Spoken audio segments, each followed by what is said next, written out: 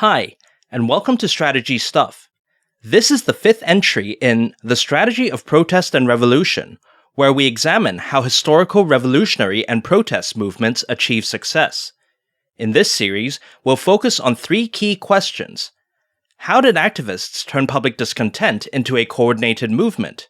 What did successful movements do to achieve their goals? And how have successful movement strategies changed over time? In this six-part entry, we'll explore the revolutionary history of the Chinese Communist Party, or CCP, from 1921 to 45, with a particular focus on the experiences of its eventual leader, Mao Zedong. Here in Part 1, we'll first do a brief introduction to social movement strategy, before diving deeply into the CCP's rather complex ideology combining Chinese nationalism with Soviet communism. First, let's review what a social movement does. A social movement seeks to harness the collective power of ordinary people to impose societal change. However, in this, it often faces resistance from an establishment that represents existing interests and can call on powerful institutions such as the state to defend those interests. To counter establishment power, movements must generate power of their own, which they do through two primary ways. First, by raising issues that encourage the public to participate in the movement, and second, by setting up organizations that convert participation into power.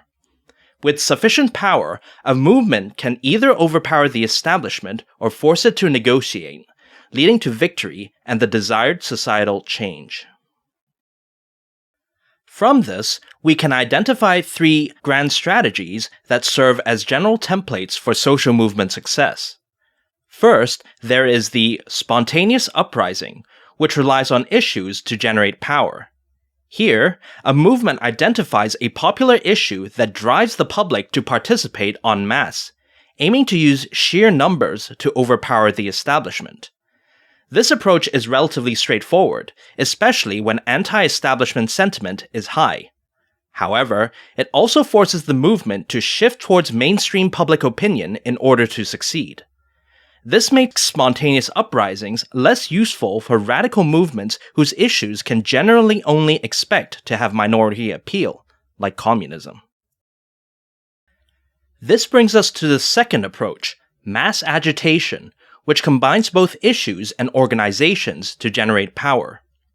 Usually, it begins with an issue that draws some public participation, but not enough to overpower the establishment. If this was a spontaneous uprising, the movement would be out of luck here, but under a mass agitation, the movement now aims to build organizations to amplify the power of its existing participation beyond what is normal.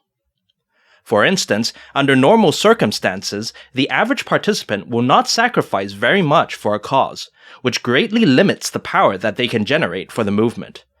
But if the movement establishes propaganda organizations, it can manipulate these circumstances to either bring in more participants than normal or encourage the average participant to sacrifice more than normal.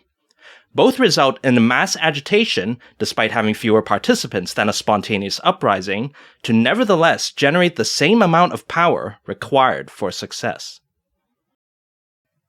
Mass agitation is an appealing approach for communist movements because it offers a pathway to victory without having to compromise their ideological principles for the sake of public support.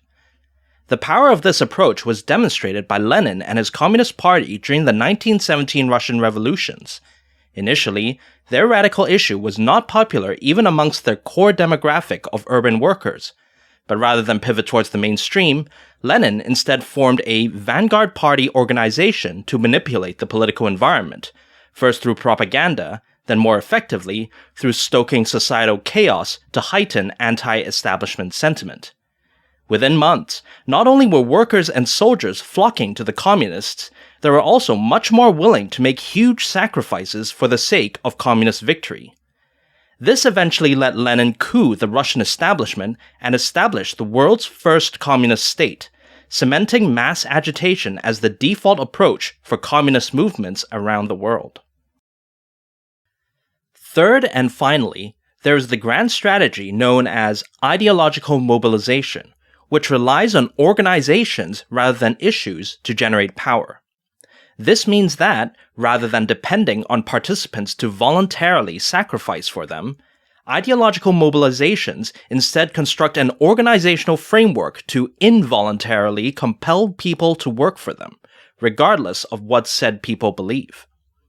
An example would be hired work for an NGO, where the employee, unlike a pure volunteer, is not free to vary their output based on their passion or even approval of the cause. Instead, an organizational framework in the form of an employee contract compels them to produce a set amount of work, with wage incentives and penalty disincentives as enforcement mechanisms. The same dynamics can also be seen with soldiers in armies and even people under governments, where laws, payments, and legitimacies are used to compel most individuals to act productively, regardless of regime popularity. With a strong enough organizational framework, ideological mobilizations can overcome almost every self-limitation that normally limits the amount of power an individual would generate for a movement, allowing for some of the most self-sacrificial, complex, long-term, and therefore powerful actions that humanity is capable of. At the extreme, such movements essentially become mini-armies or mini-states, rivaling the establishment state in their ability to utilize, mobilize, and develop resources for political competition. Of course, such organizational frameworks require enormous resources to establish and sustain, which is the main limitation that prevents most ideological mobilizations from reaching full potential. This is where the ideological part can come into play. While such movements don't need participants to believe in the issue, such belief can increase their willingness to voluntarily sacrifice for the cause and thereby reduce the need for organizational compulsion. This may explain why many ideological mobilizations have insisted on ideological conformity, such as by promoting official doctrines to distinguish true loyalists from closet dissenters, or by arranging demonstrations of enthusiasm that mimic the social pressures of a spontaneous uprising. Unlike the latter, however, loyalty in an ideological mobilization is rarely to the issue, but instead to the organization, with participants constantly shifting their beliefs as they seek to align themselves with movement policy. Looking to the future, ideological mobilization will likely continue growing in importance as a social movement grand strategy, as technological progress enhances the effectiveness of organizational compulsion. At a dystopian extreme, organizations may eventually gain so much control over the public that the very idea of a social movement, fueled by the organic desires of ordinary people, becomes meaningless, with every collective thought or action being a subliminal compulsion originating from what would be the ultimate ideological mobilization. Way back in this series' first video, I named the Chinese Communist Revolution as the prime example of ideological mobilization. But this label comes with a big caveat. The Chinese Communist Party did not intend to do things this way. Rather, like most communist movements of its time, it initially embraced mass agitation, and arguably only fully adopted ideological mobilization in the 1940s, over 2 decades after it began revolutionary activity. The transition was far from smooth. Marked by repeated bouts of factional strife, policy chaos, external pressures, and complete collapse, the CCP painfully learned to depend less on mass issue enthusiasm and more on organizational control, becoming almost the inverse of what it set out to be. In the process, the party developed from being essentially a political club into a warlord coalition and finally a fully fledged state, exercising a level of political control far ahead of anyone else in China at the time. It was this institutional edge that fueled the ultimate communist triumph during the Revolutionary Civil War of 1946 to 49, the details of which are beyond the scope of this video. This transformation wasn't preordained, and for a long time, it wasn't even wanted. Much of it can be attributed to the unique insight of eventual leader Mao Zedong, with the rest being the outcome of a brutal Darwinian process of adapt or die. Throughout this grueling process, the party found itself battling not just external enemies, but all too often, internal dissent as well. Such anarchy reflects not only the turmoil of early 20th century China, but also the ambiguities that lay at the heart of early Chinese communism. These will be the subject of the following 3 chapters. One of the characteristics of ideology in the so-called Third World is that it is almost inherently multidimensional. On the one hand, there is the familiar left-right political spectrum, but there also exists another spectrum of policies, often lumped together under the term nationalism. This rather crude label encompasses a whole slew of ideas aimed at answering a question that is unique to underdeveloped societies. How should they restructure, politically, culturally, or otherwise, to quote-unquote catch up to the developed world? For many Third World movements, what this video will call the nationalist question eclipses left-right politics in significance, not just because of the urgent need for self-defense, but also out of a desire to reclaim the self-respect many indigenous peoples felt they had lost due to quote-unquote falling behind. Early 20th century China was no exception, with most of its social movements focused on catching up to the industrial West and ending the quote-unquote humiliation it suffered throughout the 19th century. If we go by the series' definition of a social movement issue, which is a societal problem paired up with a proposed solution, then this Chinese nationalist question was the core problem every movement had to have a solution for. Let's examine the Chinese nationalist question in more detail.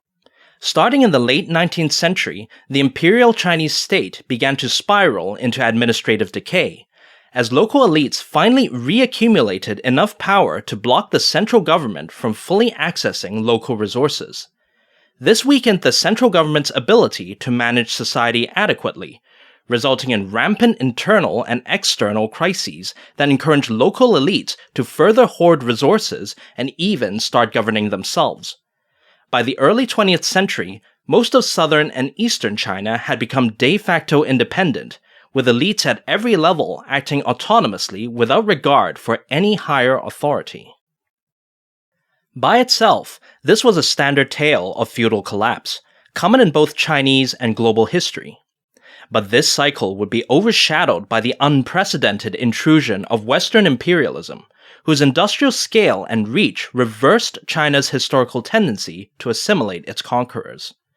Instead, China was now forced to conform to Western patterns, greatly disrupting all aspects of traditional life and sparking fears of permanent marginalization. Leaders and intellectuals, of course, worried about defeat and colonization, but peasants also resented the economic changes brought by Western technology and globalization. Even the westernized urban merchant and industrial classes saw value in resisting further imperialism, if only out of a desire to exclude foreign competitors. Taken together, this meant that a broad and influential segment of Chinese society saw resolving their nationalist question as a high priority, forming a potent base for any movement who promised to address this concern. Spurred by this incentive, many movements arose proposing solutions to the Chinese nationalist question, with a few even gaining significant power. But all of them would eventually fall afoul of 2 key obstacles. The first was objective reality. As the previous historical narrative showed, China's weakness was less the result of bad policy as it was an unprecedented challenge of world historical proportions, which the country's feudal system was ill-equipped to solve. As such, the nationalist question was hardly going to be addressed through superficial tweaks to traditional politics. But that was exactly what many movements tried to do. One of the earlier attempts, for example, sought merely to redirect central government funds towards a modernization program. And while this solution scored some successes, it ignored the continued drain of power towards local elites, which ultimately left the government too resource-starved to avoid defeat to Japan in the First Sino-Japanese War. Another similarly superficial solution was proposed by the liberal nationalist Sun Yat-sen, whose movement overthrew the imperial state in favor of a parliamentary Republic of China. Sun expected that this new system would now have the representative legitimacy to mobilize China for development. But again, without addressing the problem of increasing local autonomy, regime change only let local elites advance their own power, which quickly plunged the newborn republic into an extensive anarchy known as the warlord era. The failures of these superficial solutions paved the way for more radical proposals. A key influence in this regard would be the May 4th movement, which blamed China's weakness on its feudalistic elite and demanded the dismantling of the traditional political, economic, and cultural systems that propped it up. As the May 4th activists saw it, a more egalitarian society would unleash the potential of China's masses and allow them to contribute meaningfully to societal modernization. While the May 4th activists correctly saw the need for fundamental social reform, their attempts to implement it ran straight into the second obstacle within the Chinese nationalist question. Predictably, the existing feudalistic elites rejected any blame for the state of the country, emphasizing their role in preserving Chinese society as well as Chinese civilization. Still, with rural landlords, the most common subclass of elite, accounting for 5% of China's population at best, it shouldn't have been too difficult to form a mass movement capable of overpowering them. This was what Sun Yat-sen, by now a minor warlord himself, tried to do. Forming a new movement in the Chinese Nationalist Party, better known as the Kuomintang or KMT, Sun integrated May 4th egalitarianism into his new solution to the Chinese nationalist question, with one of his core proposals being the promotion of peasant rights through restricting landlord power. In doing so, Sun aimed to swing the 90% of Chinese who were peasants at the time behind the KMT, thereby securing an ironclad mandate to lead the country. That was the plan, anyway. In reality, the KMT's authority barely extended beyond the southern Chinese metropolis of Guangzhou. Why didn't Sun's egalitarian issue translate into greater power? The reason lay in the organizational realities of Chinese politics, where centuries of elite consolidation, accelerated by the recent collapse of central authority, had given rural landlords a complete monopoly over local political power. Not only did they collectively control all the political institutions that disincentivized disobedience, like formal government rule, informal clan leadership, and physical militia violence, they also controlled all the socio-economic resources that incentivized obedience, like access to farmland, debt capital, and traditional legitimacy. This meant that, just like in an ideologically mobilized movement, rural landlords had an incentive framework in place to compel the peasants to follow their political lead, no matter what the latter actually believed. And the landlords did not want Sun Yat-sen restricting their power. Combined, the two obstacles within the Chinese nationalist question, both the need for comprehensive social reform and the sheer political impossibility of actually achieving it, made the question almost unsolvable. Politically viable solutions were objectively ineffective, while objectively effective solutions were politically unviable. Faced with this dilemma, most Chinese activists, most of whom were elites themselves, could only hope that the country would somehow muddle its way out of this third world trap, with some even hopefully suggesting that the country's anarchy might eventually evolve into the liberal federalism of the United States. But for a select few, the answer to the Chinese nationalist question would come from a newer ideology and a newer state, the Leninist communism of what would become the Soviet Union. In 1920, the soon-to-be Soviet Union, led by Lenin, was also facing a major problem, albeit one that was strategic in nature. Literally besieged on all sides by hostile Western powers, most notably chief boogeymen Britain and Japan, the Soviets urgently searched for allies to relieve its pressure. Initially, great hope had been placed on the leftist uprisings in Central and Eastern Europe, but after those fizzled out, Lenin was forced to look further afield. That led him to Asia, and naturally, to China.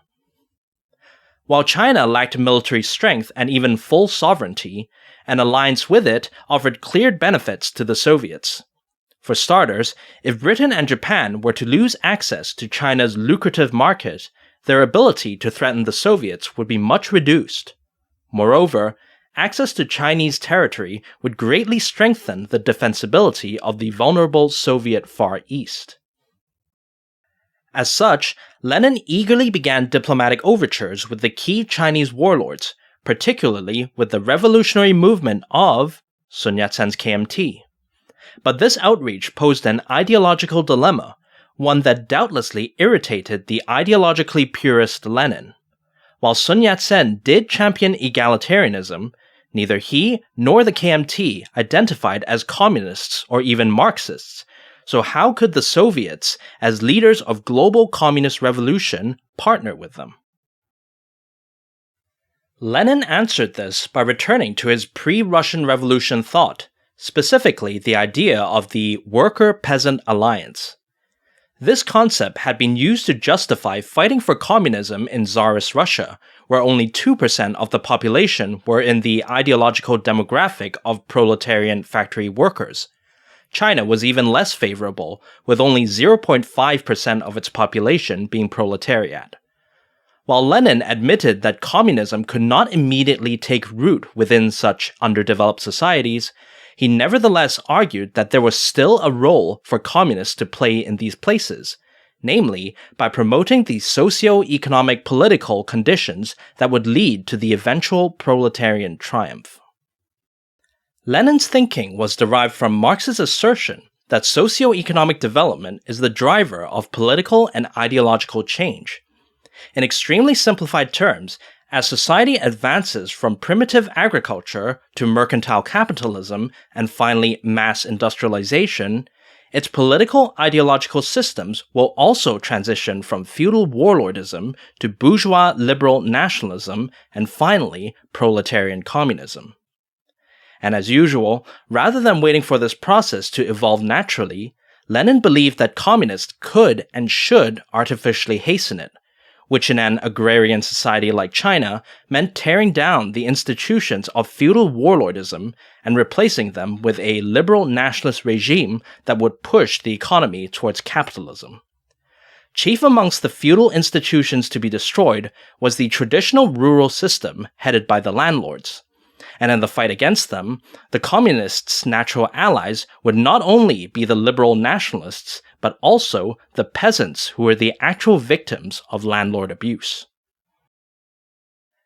Lenin condensed all this into a strategic template for communist revolution in China and other similarly underdeveloped societies.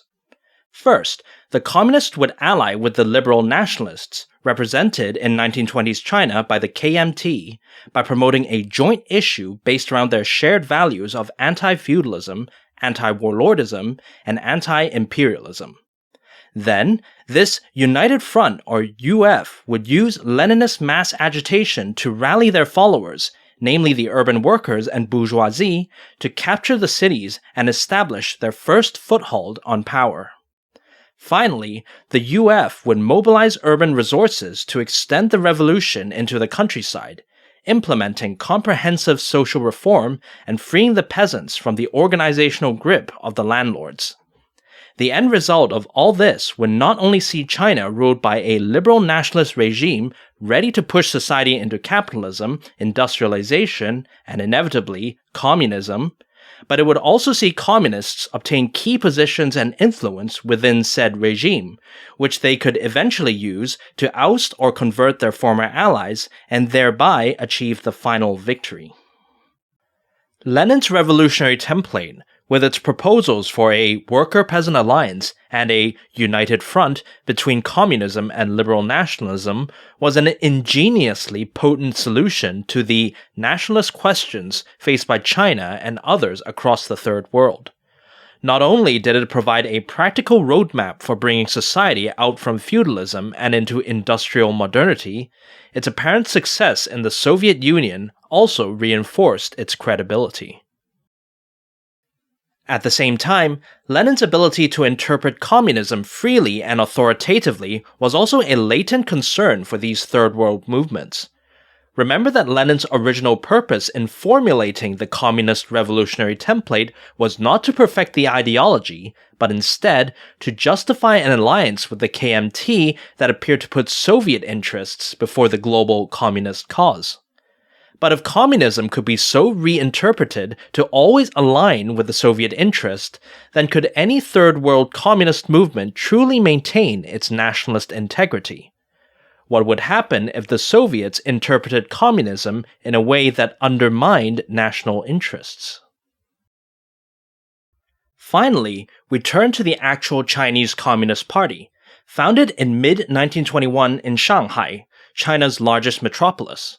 And while a representative from the Soviet-dominated Communist International, or Comintern, did oversee its creation, it would be wrong to claim that the party was simply a product of Soviet strategy that represented no one in China.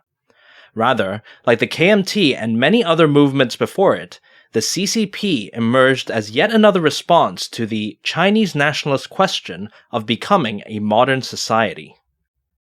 This can be seen in the inspiration behind the CCP's creation, which was not actually the 1917 Russian Revolution, but instead the Soviet Union's success in repelling the subsequent Western intervention.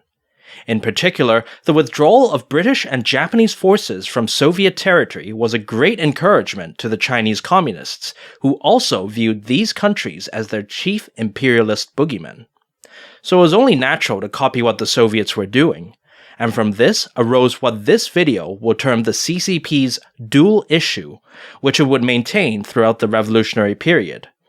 The concept was superficially simple. The Chinese nationalist question would only be solved through adopting Soviet communism. Despite its appeal, this issue was neither immediately nor uncritically adopted by the CCP, with a few members briefly exploring German socialism as a less authoritarian alternative. And even after choosing Soviet communism, the CCP initially refused to follow Lenin's revolutionary template, instead opposing all non-proletarians in China, from the rural landlords to the KMT and the Western imperial powers.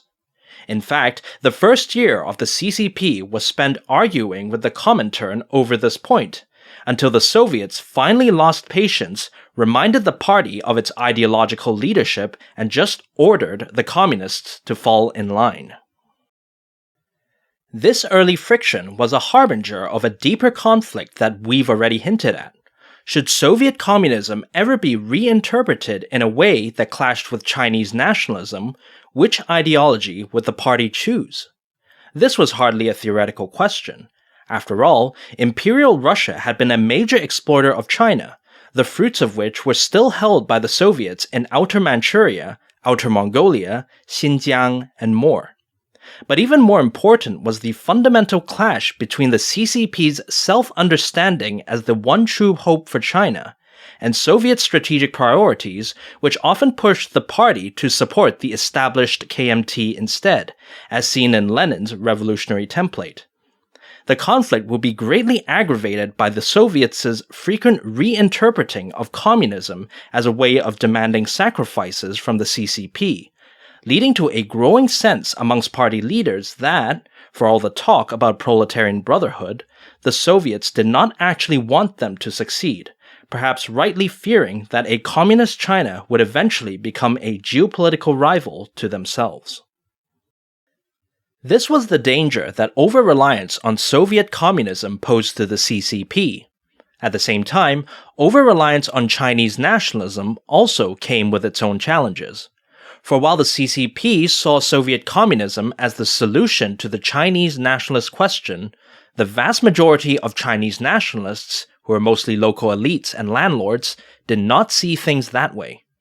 And while most would become implacable foes of communism, A few, especially in areas where the CCP had monopolized power, were willing to join the party as China's best hope for the moment. It was unrealistic to expect the CCP to reject these landlord activists, whose resources could greatly relieve what was oftentimes a desperately poor movement. But as a result, the CCP often became communist in name only, with many of its members not even knowing what communism was. Thanks to this lack of ideological connection, many of these landlord cadres, even as they worked under the CCP, simply continued to implement their preferred solutions to the Chinese nationalist question, which, given their class interest, typically meant superficial changes in governance that did not reform away their own power or privilege.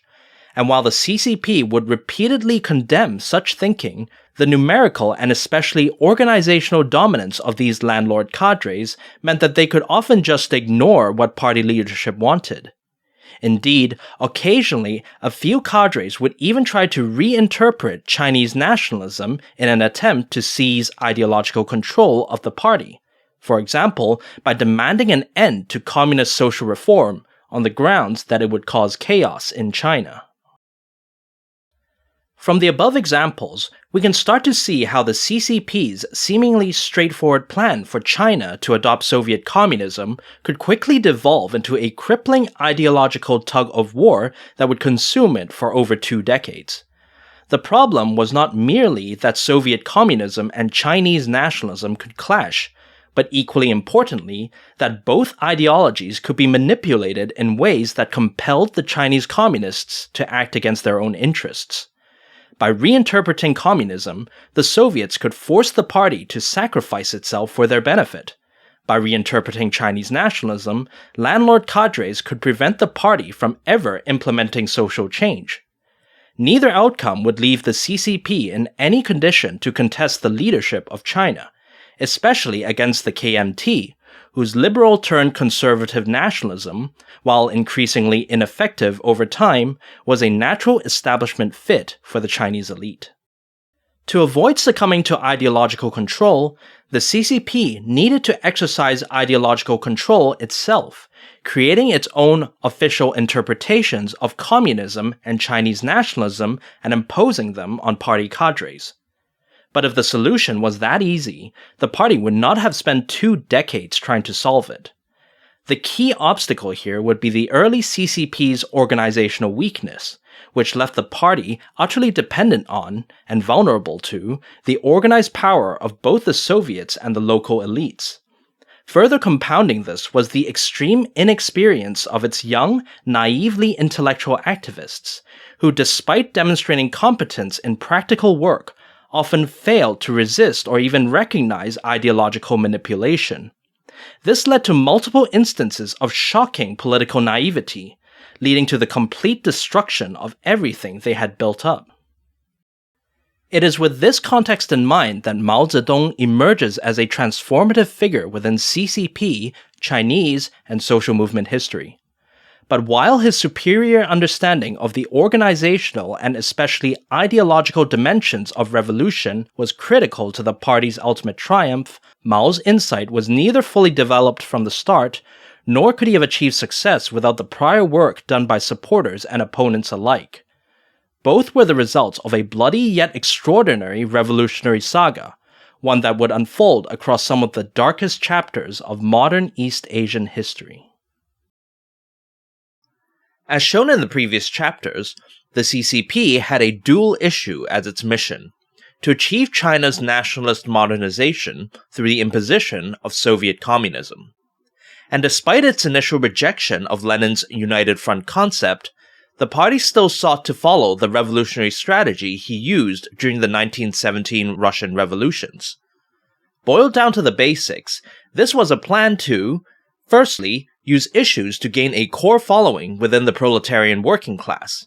Secondly, organize, expand, and strengthen this base through mass agitation, before finally launching an uprising to capture the cities and overpower the establishment. Accordingly, the CCP's primary focus was on the 2 million industrial workers within China at the time, who were mostly concentrated in the major metropolises with significant pockets in rural mining and railroad settlements. This demographic was relatively new, having mostly emerged in the 1900s due to Western-driven industrialization. Inevitably, it also suffered from the typical abuse doled out to workers at the time, such as low wages, humiliating treatment, and more uniquely, cultural friction between indigenous workers and foreign managers. The Chinese proletariat had already self-organized in response to these abuses. Strikes, sabotages, and boycotts were common methods of protest, with groups such as migrant worker associations, traditional labor guilds, and even criminal gangs forming to facilitate such actions. So the CCP's job wasn't actually to teach the workers how to resist. It was instead to establish organizational leadership over them, and in doing so, shift the goals of proletarian resistance away from mere materialist demands and towards broader nationalist goals. The situation was quite similar to that which Lenin faced in 1917 Russia, so CCP activists eagerly sought to replicate his success by deploying his mass agitation strategy.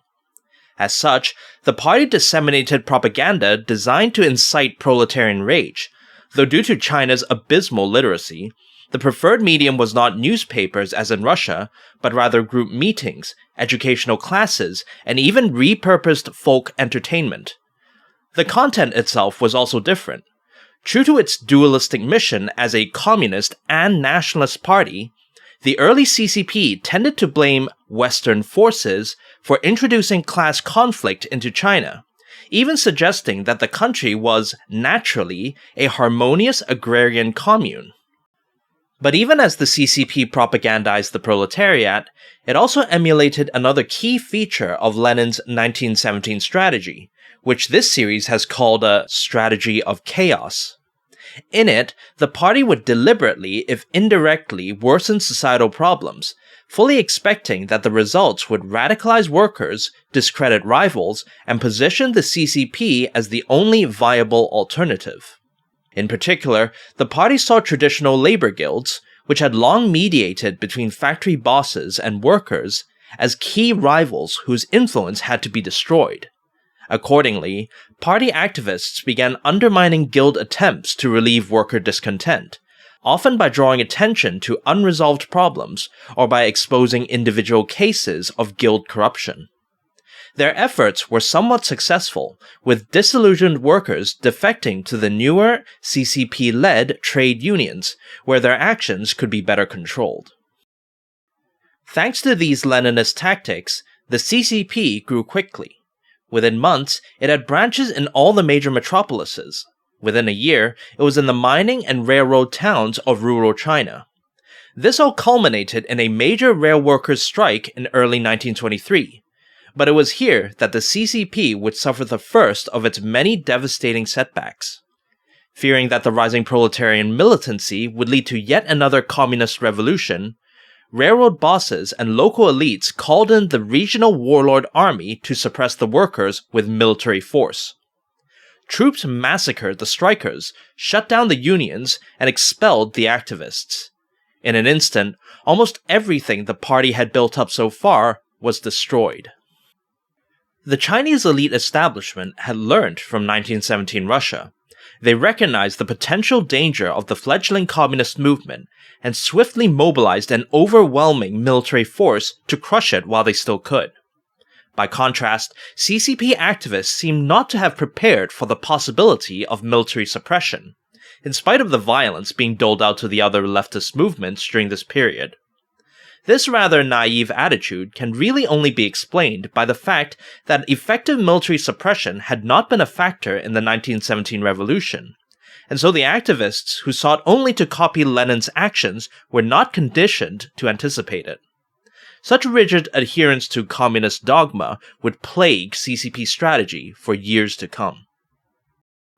Still, with this setback, it was clear that the communists would have to find some counter to establishment military suppression. In this vein, a certain party leader named Mao Zedong proposed shifting the party's focus away from the industrial proletariat, whom he considered too linked to Western capitalism to be completely reliable, and towards the rural peasantry, who provided most of the bodies and supplies that kept the warlord armies operational. Mao's proposal was ignored. While the CCP claimed to be pro-peasant, and Lenin himself had already endorsed the idea of a worker-peasant alliance, such a dramatic shift away from classic Marxism was far too radical a move for the party's other leaders. In any case, there was another solution that was a far more direct fix for the CCP's military weakness, and it was the one that the Soviet-led Comintern had been pushing all along. The First United Front, or UF, was the product of two converging interests. On the one hand, the Communist Soviet Union's desire for influence in China. On the other, the liberal nationalist egalitarian Sun Yat-sen's need for a patron to back the KMT's bid for Chinese leadership. This cross-ideological collaboration would be guided by Lenin's revolutionary template, in which the Soviets and the Chinese proletariat would join with the bourgeois KMT to fight Western imperialism, abolish feudal landlordism, and set China on the path to modernity. After some negotiation, in early 1923, the Soviets threw their weight behind what they called the KMT's Democratic Revolution, sending money and advisors to the KMT's base in the southern Chinese city of Guangzhou. Crucially, the Soviets also imparted their extensive organizational knowledge to the KMT, transforming them from a Western liberal party reliant on public support to a Leninist vanguard capable of manipulating the public into supporting their cause. In fact, the Soviets went even further than that, establishing a party army for the KMT which, through its newfound military strength, could now compel weaker elites and peoples to work for their cause, whether they wanted to or not. In other words, the Soviets had turned the KMT into an ideologically mobilized party state, albeit one based on Chinese nationalism rather than Soviet communism. In addition, as part of the Soviet support package, the Comintern also pushed the CCP to join the KMT as part of the UF, not merely as allies, but in fact to merge completely into the KMT and become a faction within it. As mentioned in Chapter 4, the CCP wasn't thrilled about losing its independence, but after the losses of 1923, its leaders begrudgingly accepted that they needed military power to protect themselves from warlord suppression, and joining the KMT party state was the quickest way to get it.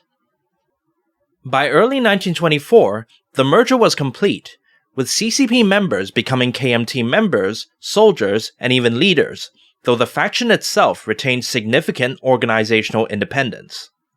Their work remained the same, to represent, agitate, and organize China's industrial proletariat, with a nominal emphasis on peasants in a nod to Sun Yat-sen's agenda. All this was in line with Lenin's revolutionary template, which called for the communists to aid the KMT in their quest to unify and modernize China, until the proletariat became strong enough to seize power for itself. The communists had barely adjusted to their new environment when warlord China fell into yet another bout of chaos. In mid-1925, the shooting of Chinese strikers by colonial Shanghai police sparked an explosion of nationalist rage across the country, known as the May 30th movement. Within China's cities, workers, intellectuals, and bourgeoisie flocked to join UF-led protests, strikes, and boycotts against imperialism. But even more significantly, for the first time, the Chinese peasantry also participated in large numbers, rioting across the countryside as they paralyzed government, burned churches, destroyed foreign property, and lynched quote-unquote collaborationist elites. Such rural upheaval was basically what Lenin had envisioned when he called for an assault on feudal institutions. However, now that it was actually happening, most Chinese communists instead felt surprised and unsettled. Most faction leaders and even the Comintern were in fact horrified by the rural violence, not only because they worried that it might alienate the rest of the KMT, but also because, as mostly elite landlords, they feared for the safety of their own families, properties, and offices. Arguing against them were a small group of radicals, including Mao, who urged faction leaders to fully embrace the violence and to use it to bring about the societal reform that the faction claimed to want so much. After all, as Mao famously quipped a few years later, revolution could hardly be quote-unquote an invitation to dinner. While the communists dithered, the KMT, despite the recent death of Sun Yat-sen, saw May 30th as the golden opportunity that it was, and exploited it decisively. Declaring itself as China's sole government, the KMT ordered its party armies, under the supervision of War Minister Chiang Kai-shek, to strike out against hostile warlords in the name of Chinese nationalism. Paradoxically, this northern expedition finally gave the communists a common strategy to rally behind, which was to support the KMT armies. In it, communist activists would agitate the workers and peasants as before, but rather than advancing their own agenda, which, as we've seen, was not clear even to faction leaders themselves, they would instead facilitate the KMT's military conquest of China. A host of newly perfected movement tactics were now deployed against the UF's warlord enemies. Railway unions disrupted communications and logistics, while undercover agents encouraged soldiers to defect. Once a KMT army was near, communist urban militias would even rise up and seize cities from their warlord garrisons, and partly as a result, by mid-1926, KMT armies had taken over much of southeastern China, with the communists following closely behind, finally able to freely organize and work under the KMT's military protection. For a moment, the UF seemed perfect. The KMT and their Soviet backers were about to control China, while the unrestricted communist faction saw its membership grow tenfold, with its 50,000 members claiming leadership over millions of peasants and factory workers. The revolution seemed to be unfolding exactly as Lenin had predicted, or so the communists thought. In theory, the Leninist revolutionary template which guided communist work under the UF was applicable under all circumstances. In reality, it could not possibly anticipate every counter-strategy deployed by opposing establishments, especially after the Russian Revolution. Despite his ideological zealotry, Lenin as a practical movement leader constantly adjusted his strategy to changing political circumstances. By contrast, his disciples in the Chinese Communists showed no such flexibility. The result was disaster. So far, the communist strategy of allying with the liberal nationalist KMT had achieved amazing results, with the faction rising meteorically in terms of participants and influence. But such easy success caused faction leaders to become overconfident in the UF's imminent triumph, assuming that the imperialists would meekly withdraw from China and the KMT would naively stick to an arrangement that was meant to eventually push them aside. In the case of the latter, a few conservative KMT leaders had virulently opposed allying with the communists from the very start, even assassinating other KMT leaders who disagreed. Things were still held in check while the KMT was still cooped up in Guangzhou, with everybody looking past their ideological differences to focus on uniting China. But as the northern expedition progressed, the balance began to tilt towards the conservative KMT leaders, as the KMT incorporated more and more local elites who had no love for communism. Even more ominously, much of this shift was occurring within the KMT party army itself, as the natural conservatism of its officers, who were mostly elite landlords, was bolstered by an influx of surrendered warlords, who had only ever dealt with communists from the tip of a bayonet. There were also powerful strategic reasons for the KMT to reconsider the UF, as the front's anti-imperialist and pro-Soviet stances were quickly attracting intense foreign opposition. For instance, during the UF takeover of the central Chinese metropolis of Wuhan, the city's foreign merchants were attacked, prompting threats of military intervention from Britain, Japan, and the United States, with even the Soviets, wary of being dragged into war, demanding restraint. Under such circumstances, the communists were not only becoming an impediment to further KMT progress, but could also serve as a convenient scapegoat whose sacrifice could rebrand the KMT and win them international acceptance. The responsibility for all these considerations was soon seized by Chiang Kai-shek, the KMT war minister and army commander. Chiang was not supposed to be the one making these decisions, but when the Soviets established the KMT military, hoping to free the civilian party from being dominated by warlords, they unintentionally paved the way for the party to become dominated by its own party army instead. And thanks to the success of the Northern Expedition, Chiang was now ready to dominate, first freeing the army from party oversight, before eventually establishing his own KMT party state in Nanjing, which would quickly overshadow the original party state in Wuhan. Instinctively conservative and looking to carve out his own political base, Chiang began distancing himself from Sun Yat-sen's revolutionary egalitarianism, realigning his KMT to become a defender of the establishment status quo, from ex-warlords to foreign capitalists to rural landlords. As mentioned, the easiest way for Chiang to build up his credibility was to target the communists. And as a result, even as the Northern Expedition was still underway, he was already removing faction leaders from KMT leadership, disarming their militias, and demanding an end to their organizing efforts. By mid-1926, Chiang's hostility had become so obvious that the communists had to come up with some response. Indeed, they were now in an awkward spot, having to both support and guard against Chiang's party army. It was a dilemma that was probably best left to those on the ground to navigate, but the faction's inexperienced leaders were not prepared to take charge of the situation.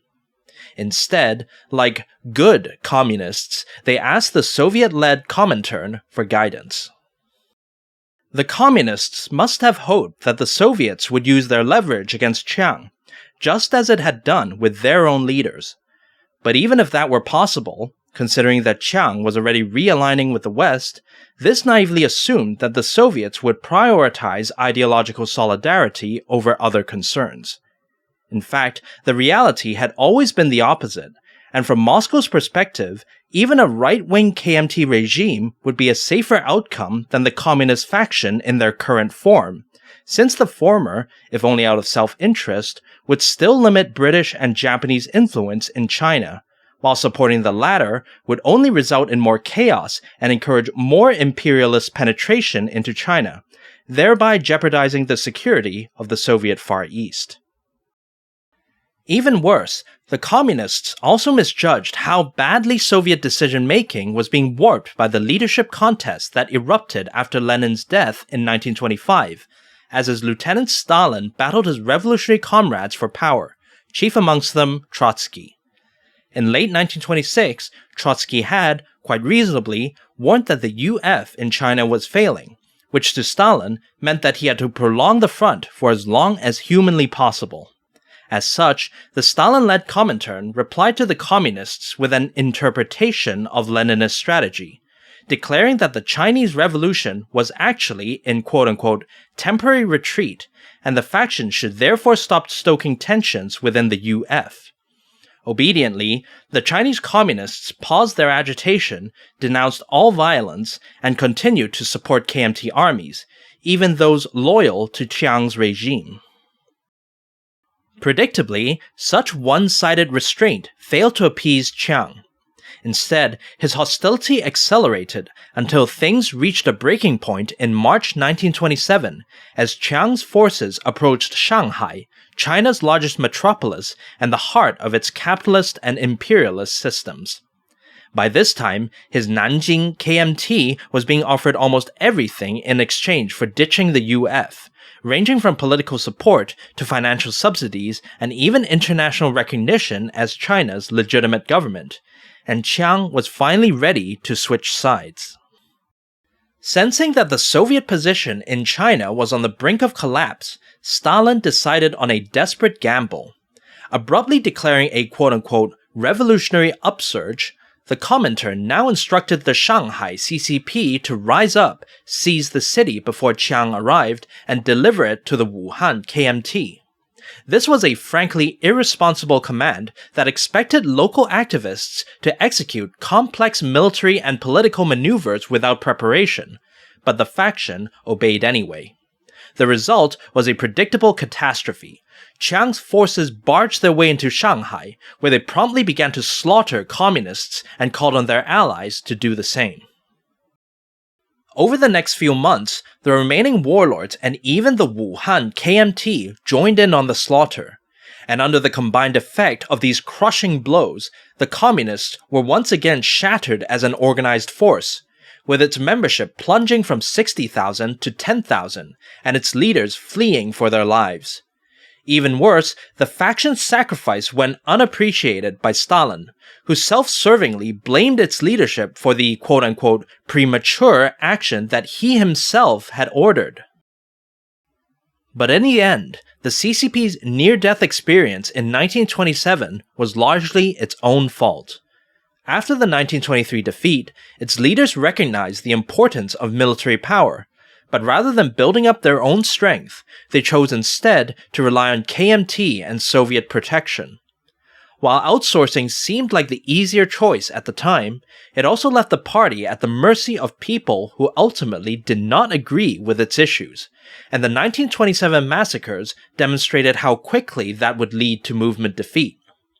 Future CCP leaders would learn to trust only in their own security, or as Mao famously stated in his analysis of the disaster, political power grows out of the barrel of a gun. Still, it would be unfair to attribute the CCP's collapse solely on political naivete alone. While many communists did not appreciate or even rejected the importance of raising their own forces, the key reason why the party did not do so was because the Soviets refused to let them do it, for fear of disrupting the UF. And since the Soviets justified their policies as authoritative interpretations of communism, that meant that defiance jeopardized not only access to Soviet aid, but also one's legitimacy to lead as a good communist. Such incentives made it impossible for CCP leaders to do anything other than toe the Comintern line, no matter how flawed they knew it to be. This was the essence of Soviet ideological control, and it would endure for as long as party members continued to view the Soviets as authoritative interpreters of communism. For all its perceptiveness, Mao's quip about guns failed to recognize this aspect of political soft power, where collective notions of what was legitimate or not would place real limits on what the party could use those guns for. And Mao would quickly become very familiar with these limitations as his career transitioned from political activist to frontier warlord. The massacres of 1927 had left the newly re-independent CCP in rough shape, to put it mildly. Not only had most of its members and organizations been wiped out, but the KMT had now switched from being its protector to its hunter. This also meant that local establishment elites could once again target local party branches without interference from the KMT party army, resulting in a nationwide web of suppression that thwarted most communist attempts to rebuild. Still, there were a few silver linings. Firstly, despite reuniting the KMT by late 1927, Chiang Kai-shek would soon encounter stiff resistance from the warlords of northern China. From 1927 to 31, Central China became a chaotic battlefield as the warring parties fought, negotiated, allied, and betrayed each other in rapid succession. And on top of that, Chiang's naked favoritism soon began to split the KMT apart once more, with regional leaders leading various rebellions and party states against him. The beaten-down CCP was therefore the least of Chiang's worries during this period. Secondly, by late 1927, Stalin had also successfully ousted Trotsky from Soviet leadership, which finally gave him the political space to set a more realistic policy on China. Accordingly, the Comintern released the CCP from the now defunct UF, declaring that the party was the only revolutionary organization left in the country. This gave the green light for the party to finally begin military resistance against the KMT, though not before Stalin scapegoated and replaced its founding leader in order to mask his own failure. The CCP was now free to follow Lenin's strategy for the Russian Revolution, namely, to form or assume leadership over worker organizations, agitate them to seize major cities, and then spread the revolution out to the rest of the country.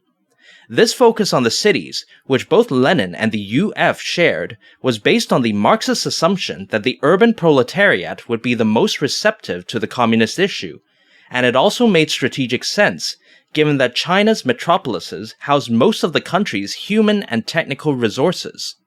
The newly installed CCP leadership therefore decided to pursue a highly aggressive, urban-focused strategy, aiming to break the KMT's grip over the cities through mass insurrection. But in selecting this approach, the new party leadership demonstrated that its strategic sense was little better than its predecessors. This was especially the case at the operational level, which centered around militia or soldier-led uprisings that sought to mimic Lenin's successful coup in 1917 Russia. Once again, the party seemingly forgot that the KMT had also learned from that experience, and had developed various political and military defenses against it. As a result, communist success in urban insurrection was sporadic and fleeting. Typical examples would be the Nanchang Uprising, commemorated as the founding of the Chinese Red Army, and the Guangzhou Uprising, both of which held their cities for a few days before the KMT army came in, crushed the revolt, and exterminated the local party branches in the ensuing witch hunt. Before long, the urban CCP branches had become so degraded by these efforts that they could do little else but resort to random assassination and terrorism, which did little to alter the political balance. Urban insurrection was therefore a dead end, but CCP growth during the Northern Expedition meant that the party was no longer a purely urban movement. That opened up the alternative of rural insurrection, where the party would use its peasant organizations to mobilize vast armies that would then storm the cities alongside the factory workers. On paper, rural insurrection leveraged the CCP's previous success with the peasants, which the party estimated would result in forces collectively numbering in the millions. In reality, when the time finally came to rise up, the results were generally quite farcical, with most party branches only mobilizing a few hundred people at best. Granted, a few efforts enjoyed greater success, such as the Autumn Harvest Uprising launched by Mao Zedong, or the Hailu Feng Soviet, which is commemorated as the CCP's first territory. But even these only lasted a few weeks before falling to KMT military attack. Such drastic underperformance might seem strange, considering the CCP's initial confidence and the KMT's inability to fully pacify China's anarchic countryside. But this can again be traced back to the organizational realities of Chinese rural politics, which thwarted Sun Yat-sen's attempt to mobilize the peasants and now similarly dismayed CCP activists. Fundamentally, local establishment elites controlled all the institutions and resources within local society, resulting in an incentive framework that forced all but the most reckless of peasants to follow their political lead. While the United Front was still in place, the even more powerful incentive framework imposed by the KMT army had forced these elites to tolerate or even endorse CCP recruitment. But as soon as Chiang switched sides, almost every landlord promptly renounced their previous alignment and successfully pressured the peasants under them to do the same. But not all landlords. As usual, there were a few who broke with their own class for altruistic or political reasons, and they were especially common within the wildernesses of the inner Chinese frontiers, where modern ideological conflicts blended with generational blood feuds over resources, ethnicity, and prestige. Traditionally beyond the reach of central authorities, these areas became ideal havens for the desperate CCP, with party activists offering their specialized skills to local frontier elites in exchange for military protection. This phenomenon, later strategy, would be known as Guerrilla-ism, and it was what primarily kept the party alive in its darkest post-massacre hours. In a sense, guerrillism was simply the traditional elite incentive framework flipped in favor of the CCP. Just like in the KMT areas, where people had no choice but to follow Chiang Kai-shek's agenda, peasants in what would be called the Red Revolutionary Base areas were compelled by local elites to participate in communism, whether it be joining the CCP, contributing to its work, or defending it as members of the Red Guards. And while the KMT army could have conquered any one of these bases, their distance, poverty, and Chiang's warlord focus made them a low priority. In this way, the rural CCP was allowed to regrow in peace, and in time, some bases would even federate to collectively take over large swathes of countryside, leaving the KMT with little else outside of the cities. By far the most famous example of guerrillism was Mao Zedong's 15-month stay in the mountains of Jinggangshan, on the frontier between the southern inland provinces of Jiangxi and Hunan. Initially, following the CCP strategy of rural insurrection, Mao had mobilized an army of peasants in the Autumn Harvest Uprising and marched them to Hunan's capital, only to be quickly repelled by the local KMT garrison. Realizing that further action here would only be suicidal, Mao's force retreated into the wilderness, eventually reaching the mountain stronghold of Jinggangshan, where they were welcomed by the local elites, also known as bandits to their enemies. Offering his limited strength to support his hosts, Mao repeatedly sent his force down the mountains to raid rival elites living below. Eventually, his victims appealed to the provincial KMT governors, who dispatched various units to try and suppress the stronghold. But these second-tier units were no match for Mao and his elite allies, who skillfully exploited their organizational control over the local population to repeatedly mislead, lure in, trap, and rout the KMT soldiers. And with their victories, Jinggangshan cemented its status as a leading guerrilla base for communism. But was it really? Back in Chapter 4, I mentioned that local elite allies nevertheless still posed an ideological challenge to the CCP, because their general lack of interest in communism, coupled up with their vested interest in the traditional system, would constantly nudge the party, indeed if not a word, towards the societal status quo and away from meaningful change. Guerrillism greatly accelerated this tendency, as the desperately weak party simply could not overpower the deeply entrenched elites and their incentive frameworks, which left the latter free to dilute the base's communism until it was little more than a slogan. Even Mao himself could not avoid this dynamic, as he scaled back land and peasant reforms at the behest of his Jinggangshan allies. But then, a series of unexpected events would suddenly upset this stable if stagnant state of affairs, violently tossing the CCP into a new cycle of destructive change and organizational progress.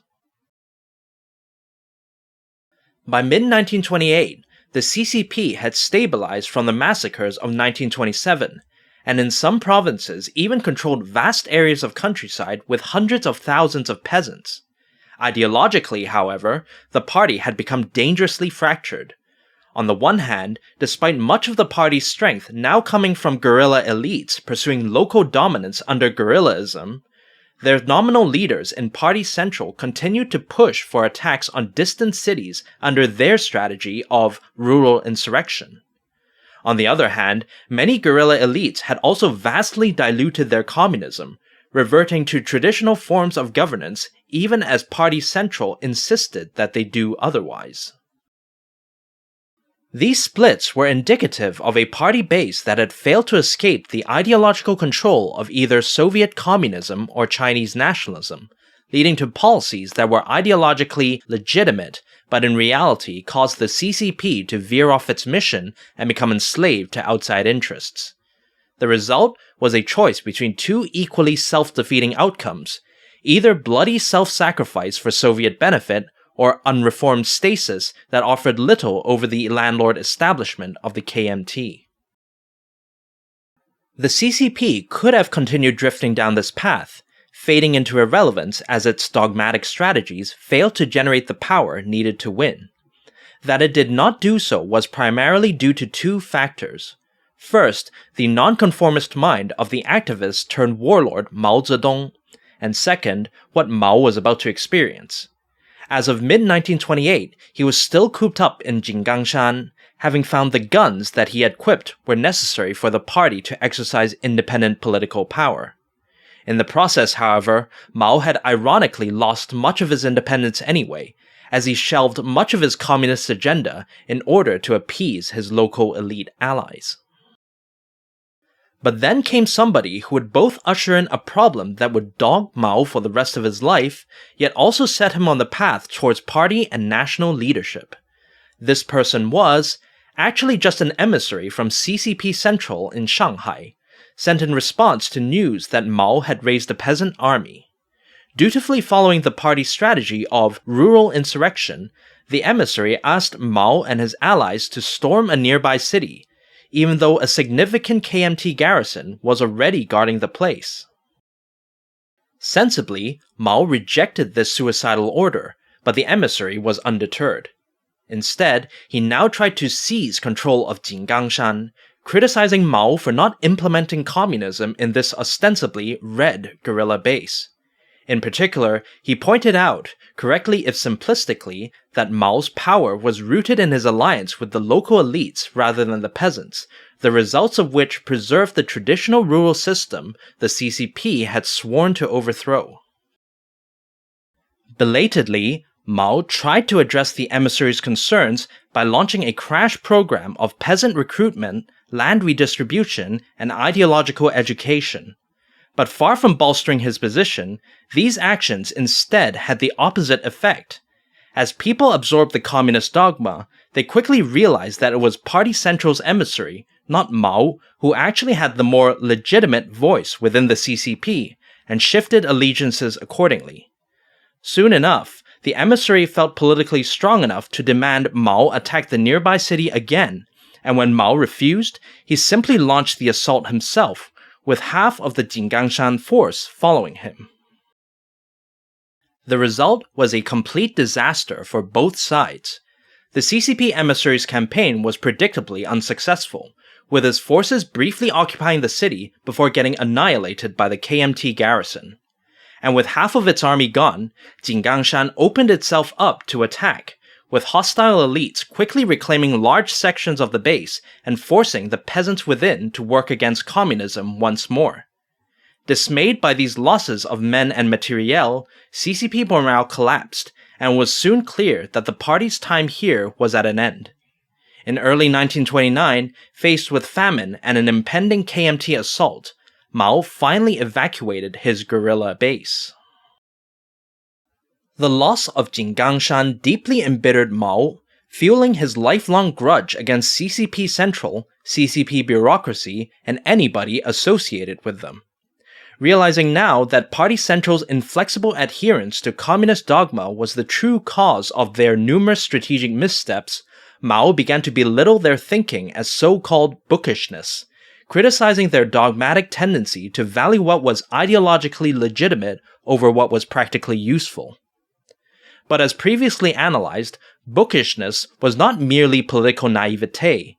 It was a rational choice given the importance of ideological correctness within CCP legitimacy, without which no party leader could survive for long. By publicly going against party dogma, Mao invited challenges to his own leadership, and he would soon find that there were no shortage of rivals willing to take him up on the offer. That said, Mao was no stranger to politicking.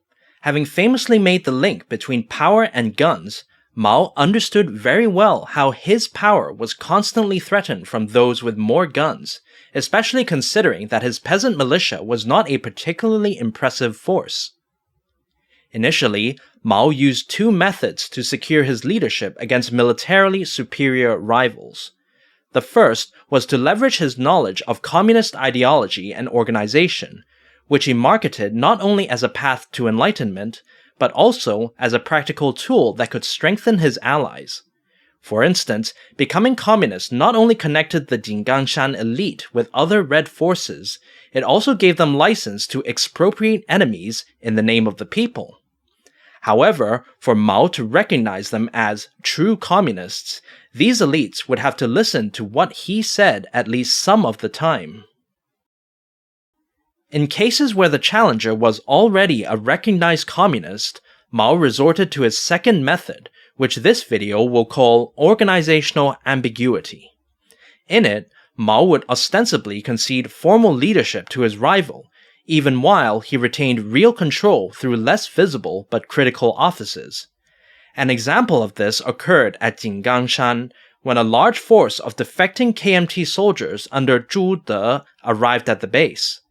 With his superior strength, Zhu wanted to and could have taken over everything, but Mao deflected his demands by splitting up the Jinggangshan CCP into civilian and military branches, with Mao heading the former and Zhu the latter.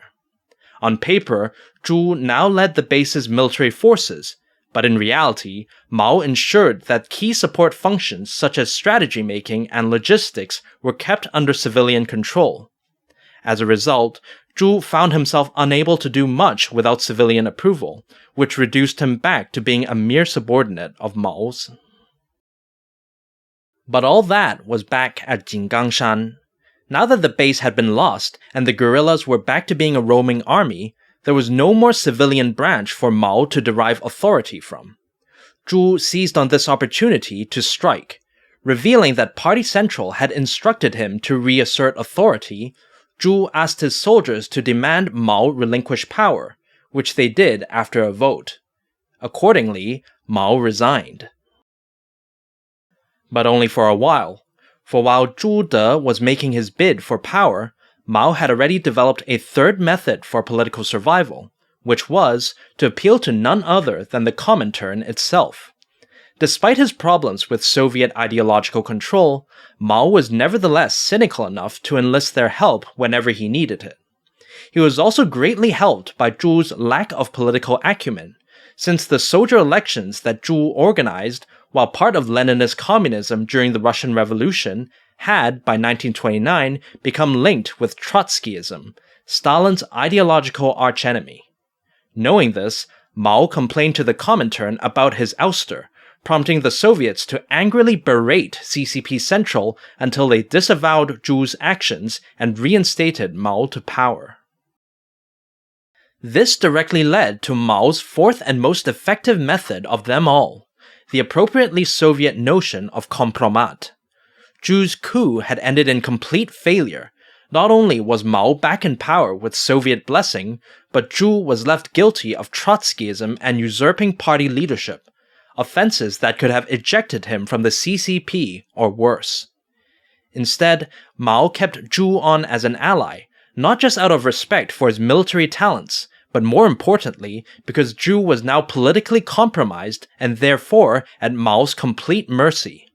From here on out until his death in the 1970s, Zhu De would be a steadfast supporter of Mao's, giving the latter a critical foothold within the communist military. Mao had politically survived, but he still needed a new base to settle his force into. By early 1930, his wanderings had taken him to southern Jiangxi province, where pro-CCP elites had federated to create the party's largest guerrilla base in China, completely isolating the few cities that the KMT still held there. At first, Mao admired the scale of their achievement, famously quipping that a single spark can start a prairie fire, but he soon realized the price paid for such success. For in order to find common ground, the elites, like at Jinggangshan, had diluted their communism to such an extent that their rule was barely distinguishable from the traditional system that the CCP was meant to dismantle, with local landlords lording it over the peasants, just like in Chiang Kai-shek's KMT. This was both a concern and an opportunity for Mao. Seeing their ideological neglect as an opening to take control, Mao declared himself the base's overall leader, with powers to command the region's elites. And to make sure that he would not be challenged ideologically as he was at Jinggangshan, Mao kicked things off with a land redistribution program, albeit with specifics slightly different from those set by CCP Central. In all likelihood, Mao designed this to be a loyalty test, meant to identify who would follow him over Party Central. Mao's power grab threw southern Jiangxi into chaos. He had assumed control without party approval, and his land redistribution threatened to wreck the cohesion and even survival of the local guerrilla elites. And on top of that, it was a major blow to the CCP's ideological standing, since Mao was sure to ignore Party Central's demands to seize cities during a time when the Comintern was already pressuring it to show results as part of the global revolutionary upsurge in the wake of the Great Depression.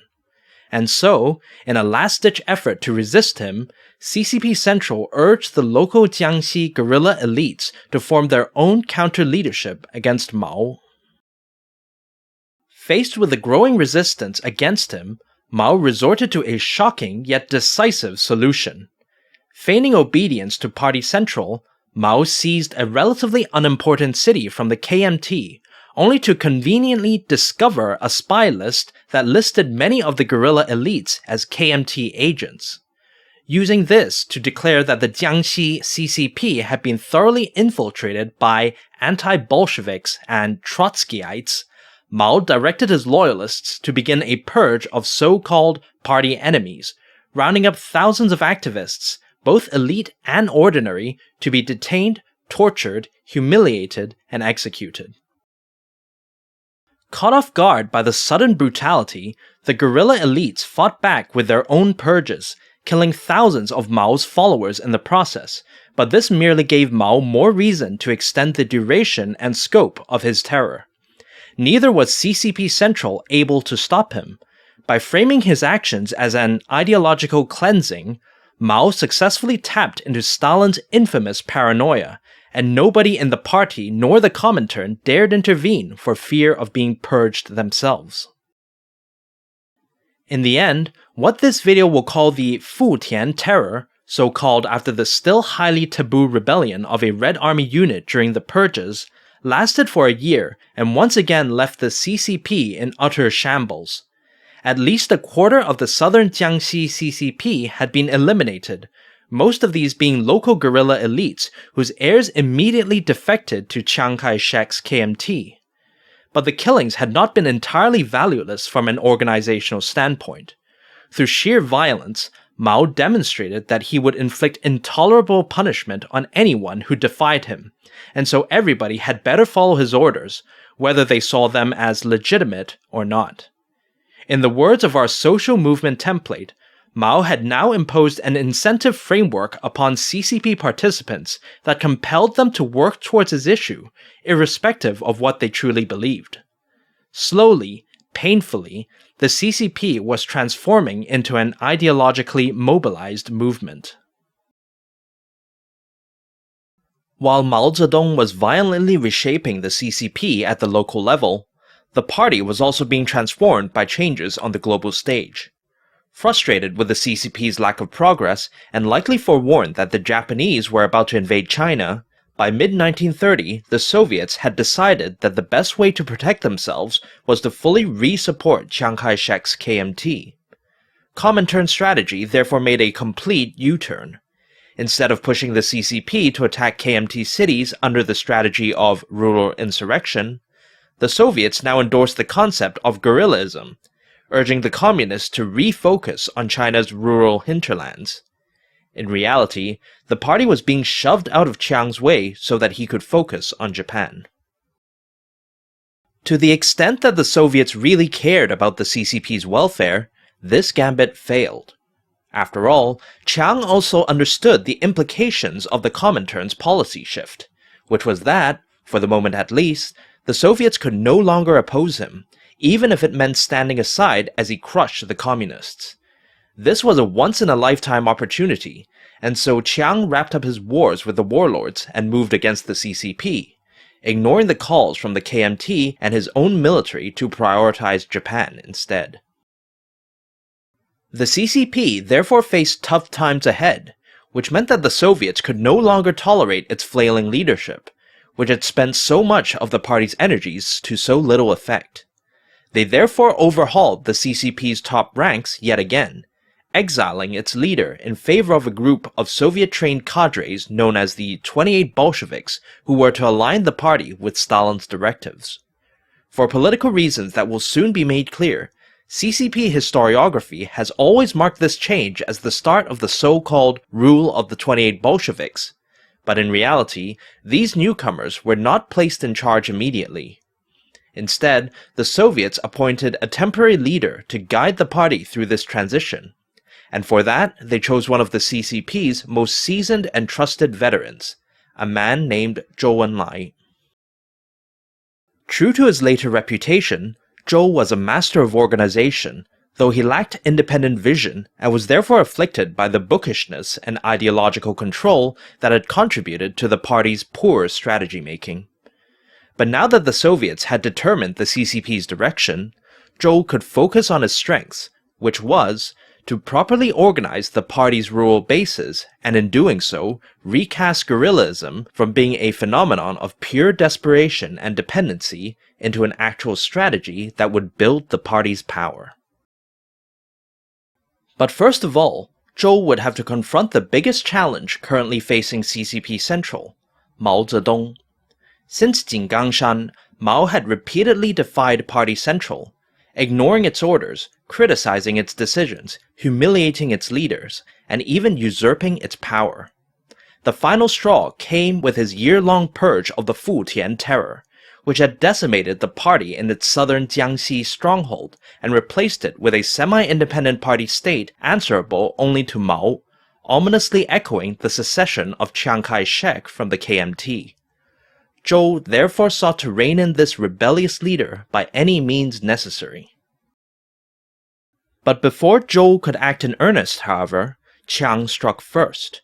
In mid-1931, KMT agents swept through China's cities in partnership with colonial police, capturing the CCP's spy chief and even its general secretary. In a single blow, CCP Central was shattered, forcing Zhou and the other surviving leaders to flee to the guerrilla bases, losing contact with each other and with the Comintern. Finally reaching Jiangxi in early 1932, Zhou found Mao as defiant as ever. In response to Zhou's initial attempts to reassert CCP control, Mao had unilaterally promoted his party branch into a fully fledged regional government known as the Jiangxi Soviet, with himself as chairman as a way to claim equal status to the party leader. But Zhou would not be deterred by Mao's attempt at organizational ambiguity. Instead, he gave Mao a taste of his own medicine, first by launching an investigation of the Futian Terror that purged Mao's loyalists from office, then by stripping the chairmanship of all practical power. In this way, Mao was reduced to a mere figurehead and barely escaped being exiled to Moscow, while Zhou smoothly assumed full control over the Jiangxi Soviet. Still, Zhou saw value in what Mao had done. Remember that under the traditional system, local elites had complete organizational control over rural society through their incentive framework, which meant that any central authority seeking access to rural resources had to first obtain elite consent. Inevitably, this meant that local elites would retain a large share of those resources, leaving little for the central government to use. As noted in Chapter 2, local elite dominance was the core contributor to Chinese state weakness, yet reforming the system proved an impossible task, if only because wielding even the most basic political power already required elite consent. This tension was evident as late as Jingangshan, where Mao, despite his zeal for social reform, nevertheless still compromised himself to local elites in order to remain politically relevant. Things began to change with the Futian Terror. By wiping out so many guerrilla leaders, Mao had, as a side effect, also decimated a good portion of southern Jiangxi's elite, with the survivors too terrorized to refuse party demands. Technically, the CCP now had quote-unquote elite consent to fully access local resources, but Zhou remained unsatisfied. After all, the party would still be relying on the elite-led system to govern, in particular the incentive framework that the landlords used to control the peasants. This had been good enough for all the previous conquerors of China, up to and including Chiang Kai-shek, but to the CCP, such arrangements were not only antithetical to communism, it also preserved the latent power of the local elites, and merely forced them to lay low until they could reassert themselves against the central government in yet another turn of the feudal political cycle. Instead, Zhou sought to dispense with this elite system entirely and replace it with a new form of governance that would be thoroughly and permanently controlled by the CCP. This was more than just expropriating the landlords, if only because some of the resources that made the local elite indispensable to governance were fundamentally non-transferable. For instance, one such resource was overall knowledge of local land conditions, which only the local landlords possessed due to owning so much farmland. This wasn't something that some incoming activists could easily or quickly learn.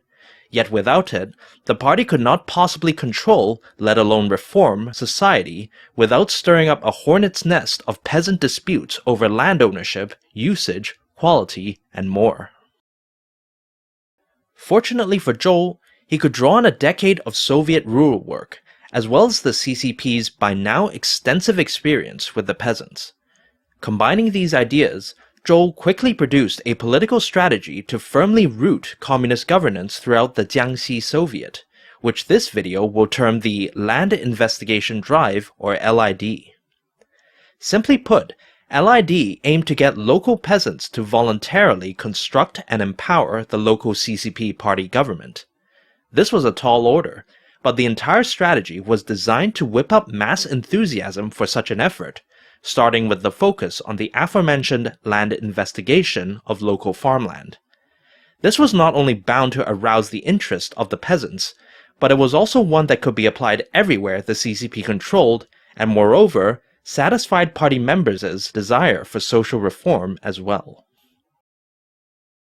Excitement for the LID would be further reinforced at the various village meetings, where CCP cadres would gather the local peasantry before employing Leninist agitation to supercharge their fervor for land reform.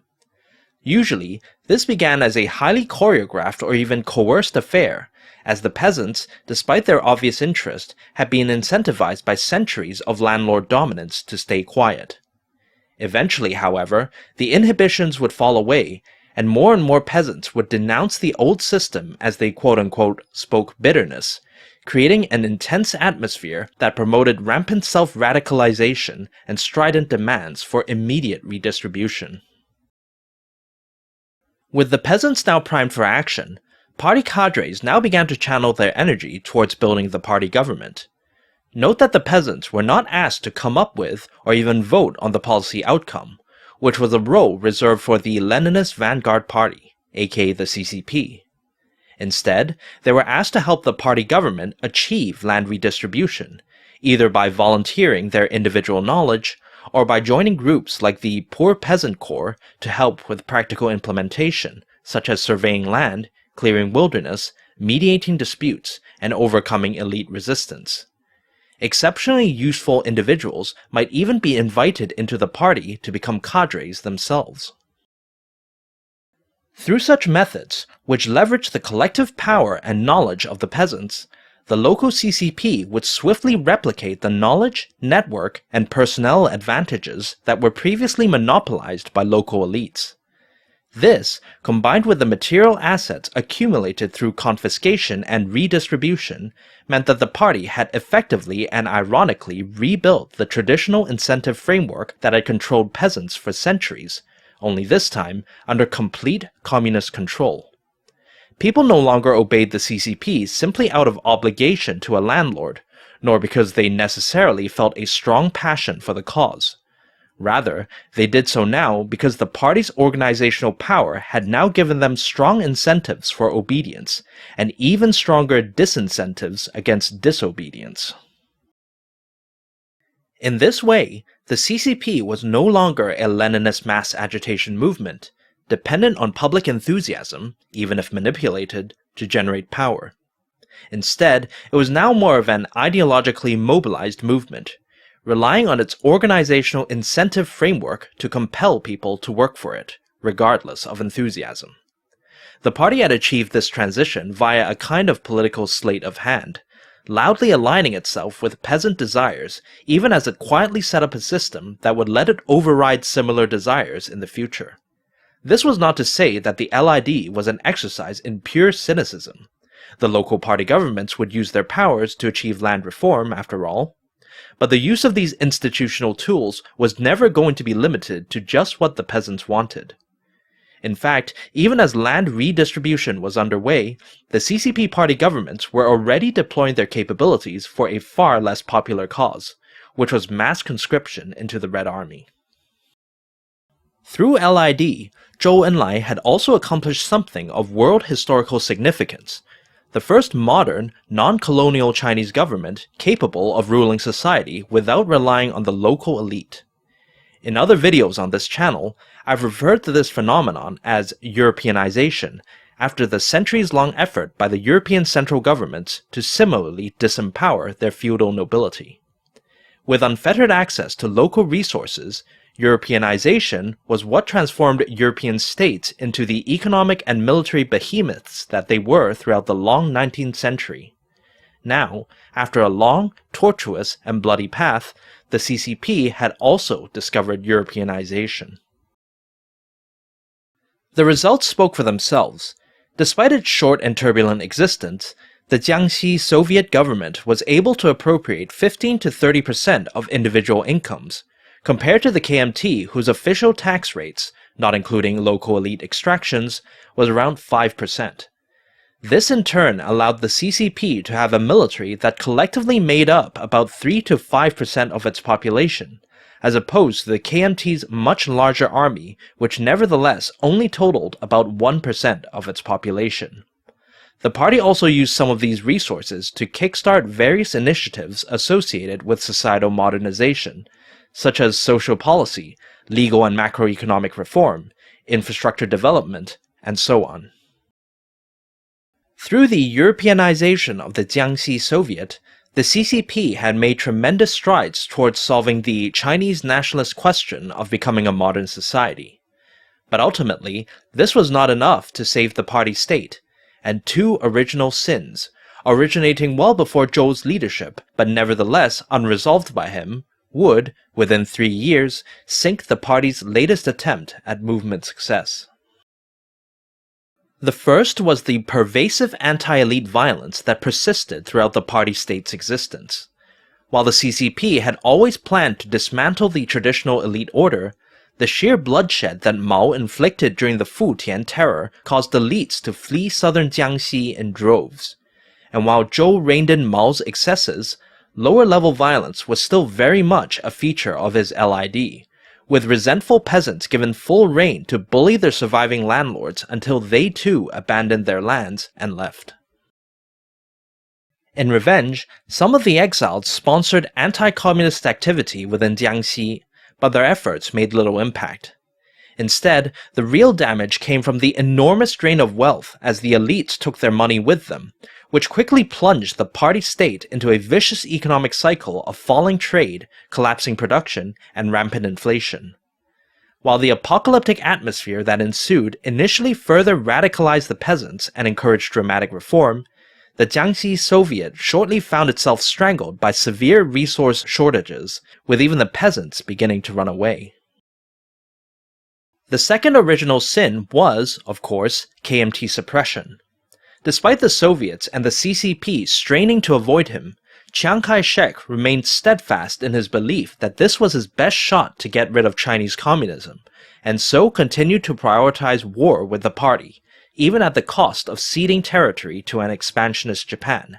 In fact, by the time that Zhou took over in early 1932, the KMT had already launched 3 encirclement campaigns against the Jiangxi Soviet, and was continuing to pour more and better troops into the theater. Initially, CCP forces repelled the KMT's onslaught, taking a page out of Mao's Jinggangshan playbook and leveraging their control over the local population to lure in, entrap, and defeat enemy units. It was also unclear whether Chiang could continue fighting his civil war in the face of heavy public criticism, particularly after Japan attacked Manchuria and Shanghai.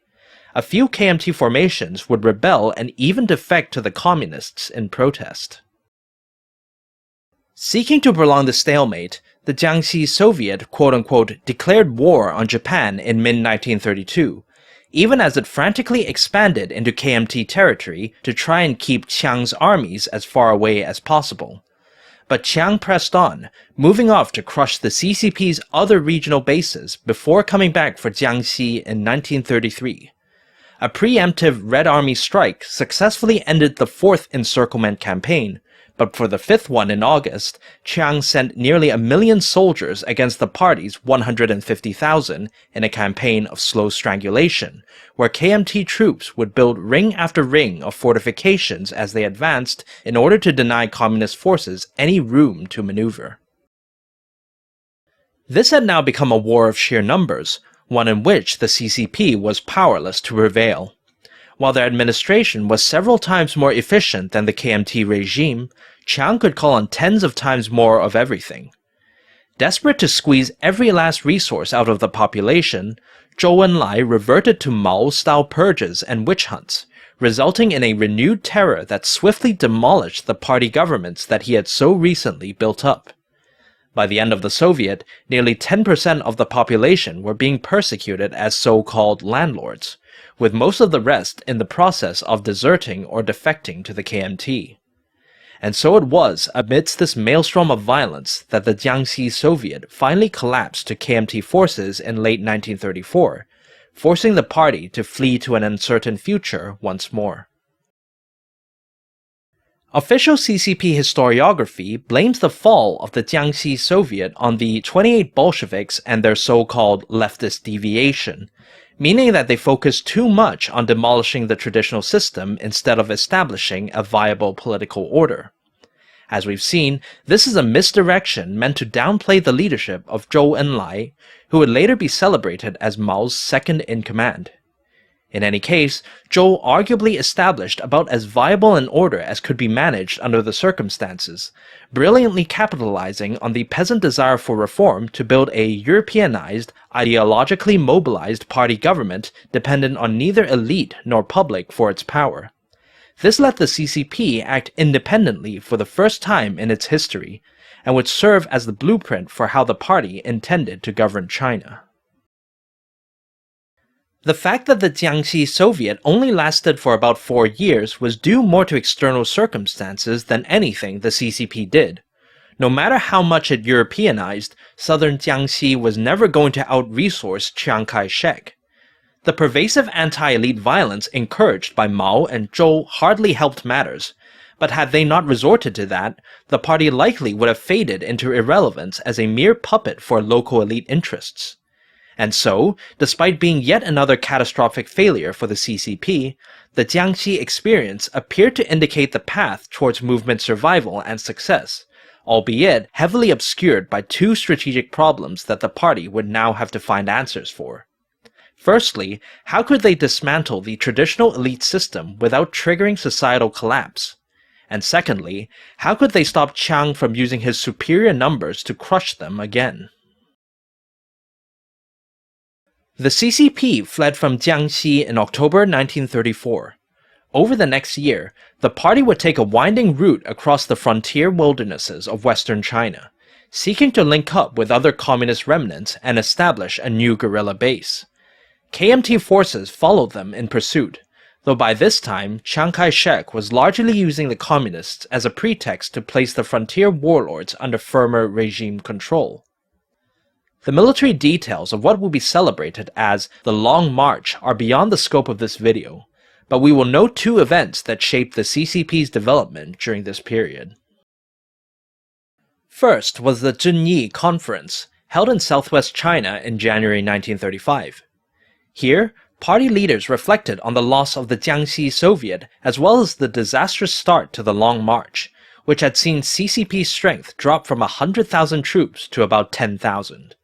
In the end, they came to a rather face-saving conclusion, which was to attribute their defeat not to political choices, such as the decision to pursue violent anti-elite redistribution, but instead to military mistakes that could be excused by the fact that few of them had been real soldiers. The personnel changes at Zunyi also reflected this spirit of compromise. Zhou Enlai, who as Jiangxi's leader bore final responsibility for the CCP's failure, was not removed. Instead, he would now share military authority with a re-emergent Mao Zedong, whose sidelining during the Jiangxi Soviet meant that he could deny any responsibility for its fall. CCP histories have often depicted Mao's re-emergence here as the party finally uniting behind him.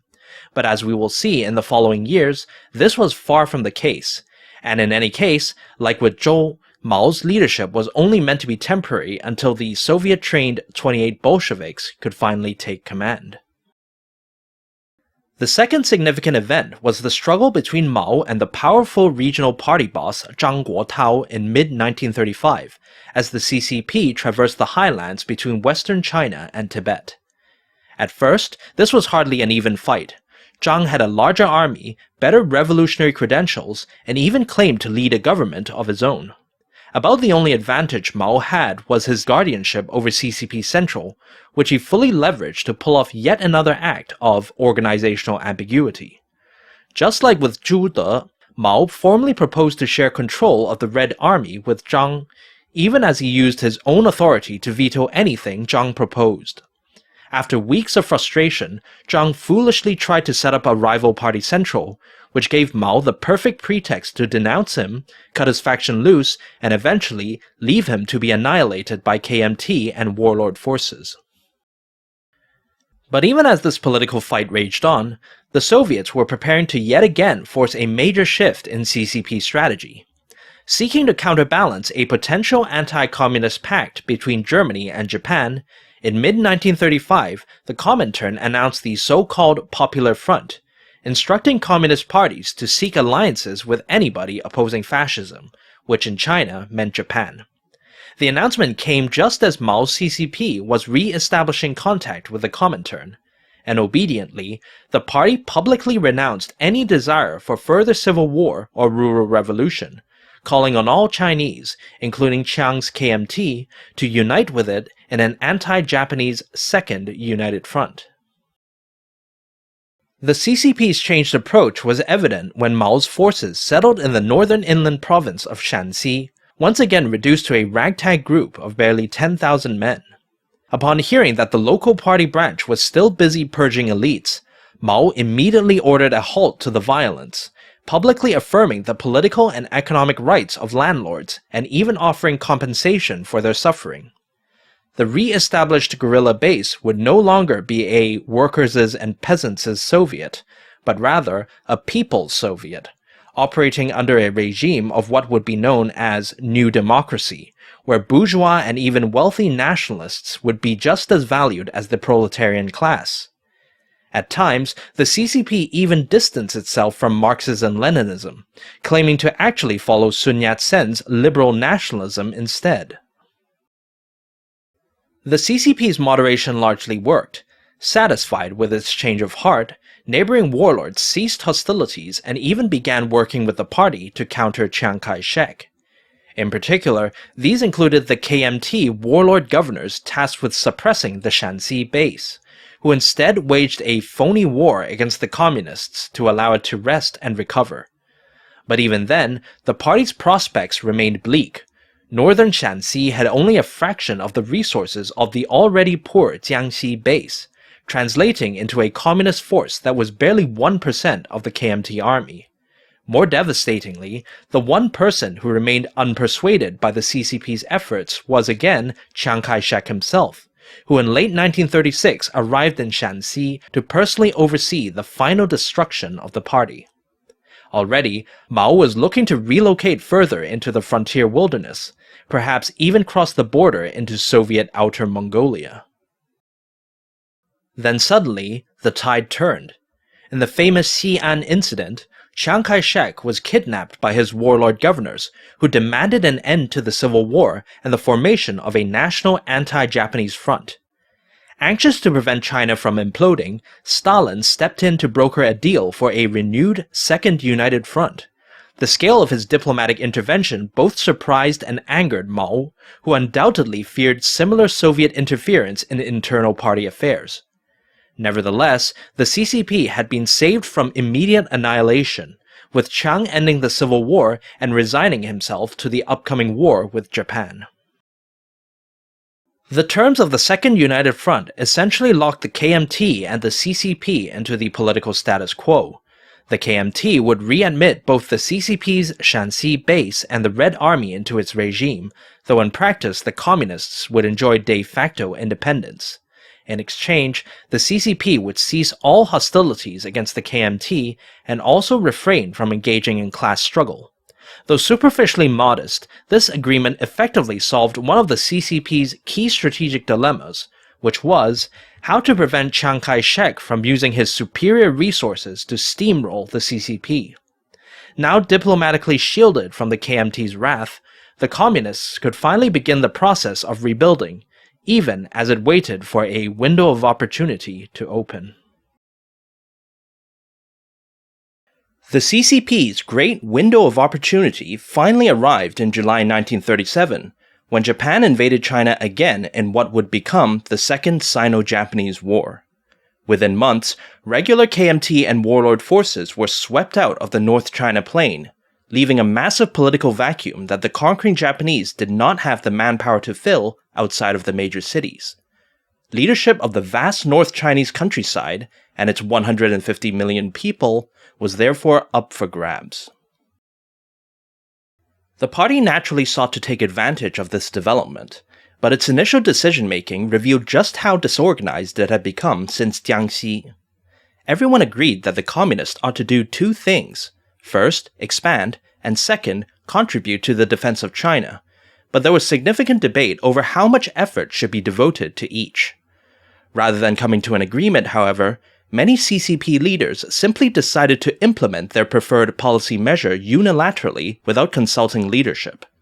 To make matters worse, thanks to the return of Soviet influence after the Xi'an incident, many of them had relapsed back into the bookishness and ideological control that had caused the party such grief in its early years. Broadly speaking, the CCP had three strategic options. The first one was the familiar Guerrilla-ism, which was the path favored by Mao. Here, the party would prioritize its expansion above all else, dispersing its forces throughout the North Chinese villages in an attempt to ally with and eventually control them. Fighting Japan would almost be an afterthought under this plan, which fit in with the quiet but tense anarchy that characterized much of the Chinese countryside for large parts of the war, but went against the nationalistic instincts of almost every CCP activist. The second option was active yet independent resistance to Japan, which was the strategy the CCP's generals preferred. This would largely take the form of what Mao would later term mobile warfare, in which regular Red Army units would mass, gain tactical advantage through maneuver or ambush, strike, and then evacuate before the Japanese could retaliate.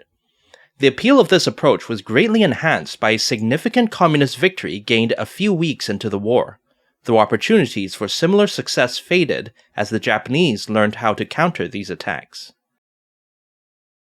The third option was close cooperation with the KMT, which was what the Soviets wanted.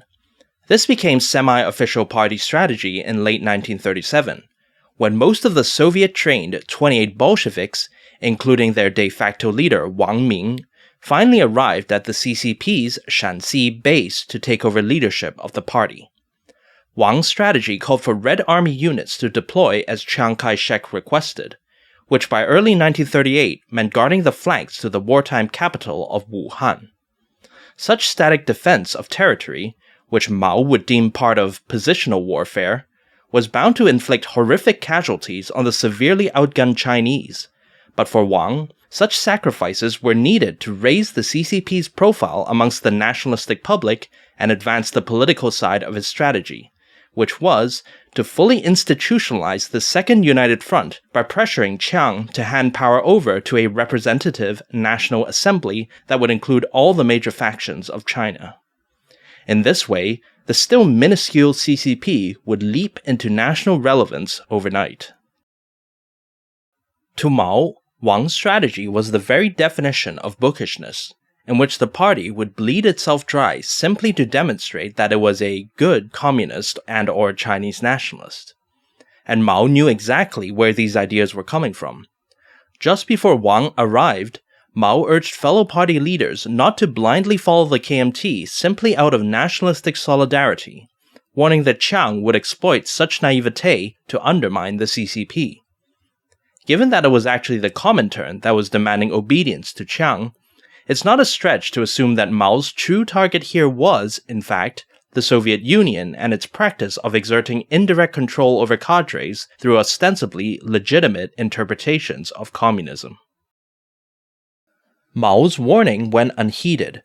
When Wang Ming arrived, he quickly gained the support of key party leaders, most notably Zhou Enlai. Encouraged by his success, Wang went on to establish his own independent party base, dividing the CCP in two, with Wang in charge of southern China and KMT relations, while Mao was left with northern China. However, Wang's plans soon unraveled, as the war brutally exposed the shallowness of his political and military project. For one, the Japanese advanced too quickly for Wang to do much militarily, and Wuhan fell in late 1938 with little communist input. For another, Chiang Kai-shek was not someone who would give up power easily, and neither wartime sacrifices nor Zhou Enlai's talents could make the National Assembly a reality. With his strategy discredited, Wang Ming eventually returned to Shanxi as a much diminished political figure, though he retained some ideological influence as an authoritative interpreter of Soviet communism. By contrast, Mao was doing much better in northern China. Much of this was due to his excellent choice in regional subordinates, notably his old revolutionary acquaintance Liu Shaoqi, who had been tasked with expanding the CCP in occupied northern China. A longtime critic of communist bookishness from Zhou Enlai to Wang Ming, Liu agreed with Mao that focusing on rural expansion would best serve the party's interests. Now, it was his job to carry it out. Surveying the political landscape of rural northern China, Liu made an astute observation that injected a useful dose of pragmatism into communist strategy. This was the realization that, despite all the nationalistic propaganda, most local village elites were not looking for someone to lead them against Japan. Instead, amidst the political anarchy of the war, what the landlords actually wanted was a protector to defend them against peasant unrest, and they didn't really care whether the soldiers were Japanese or Chinese. Essentially, the CCP was engaged in a bidding war against Japanese forces to provide village security at the lowest possible cost, with most elites willing to switch if the other side made a better offer. Since changing the traditional system was undoubtedly viewed as a cost by these landlords, that meant that the CCP had very little room to push for any reform. And it was this understanding, more than anything said by the Comintern or the Second United Front, that underlay Liu's exceptionally conciliatory application of Mao's guerrilla-ism in rural northern China, where the CCP initially shelved its ideological mission in favor of maintaining the existing rural status quo. This did not mean that the rural CCP under Liu was completely passive. In fact, quite the opposite. Building on Zhou Enlai's Jiangxi work in the land investigation drive, Liu devised a political strategy that, while appearing to change little about rural politics, gradually and subtly displaced the old elite system and paved the way for direct party rule. The key improvement and advantage of Liu's approach was that, unlike Zhou's LID, Liu kept communist-instigated violence to a minimum, reassuring elites and preventing them from fleeing and collapsing society in the process. After making peace with Chiang Kai-shek, this was the answer to the party's other major strategic dilemma in the aftermath of the Jiangxi failure. Mao would rephrase Liu's strategy as the so-called three magic weapons of the CCP, which would be the foundation for all subsequent party attempts at societal control. Unlike a step-by-step strategy, the weapons are developed concurrently, with each weapon maturing at a different pace and solidifying the party's control over its targets in a progressively organized way. The first weapon is the United Front, in which the CCP caters to the pre-existing interests of key actors in order to form alliances with them. During the opening phase of the Second Sino-Japanese War, this meant offering cheap, reliable security to village elites in exchange for their accepting party rule. But as Liu Shaoqi noted, at this early stage in their relationship, the party could not simply assume that this was enough for people to support the CCP over the KMT or even Japan. As such, it often sweetened the deal by conceding ideologically to the status quo, not only by dropping demands for social change, but also actively involving the traditional elite in its decision-making, and in some cases, even collecting rent on behalf of landlords. Even as the United Front was being forged, however, the CCP would also work on developing its second weapon, armed struggle. Here, the party attempts to deepen the initial connection beyond mere mutual interest, typically by employing Leninist agitation and social psychology to cultivate a sense of solidarity between the party and its target. One of the quickest ways to accomplish this is through declaring a state of war or some similar emergency, which fosters a siege mentality that effectively silences or others any potential dissent. Over time, this gives the party more and more political room to pursue its own agenda at the expense of pre-existing interests. Of course, the Sino-Japanese War was a very real conflict for Mao and Liu, but even then, they still carefully calibrated their actions to ensure that their guerrilla resistance expanded rather than reduced the party's political space.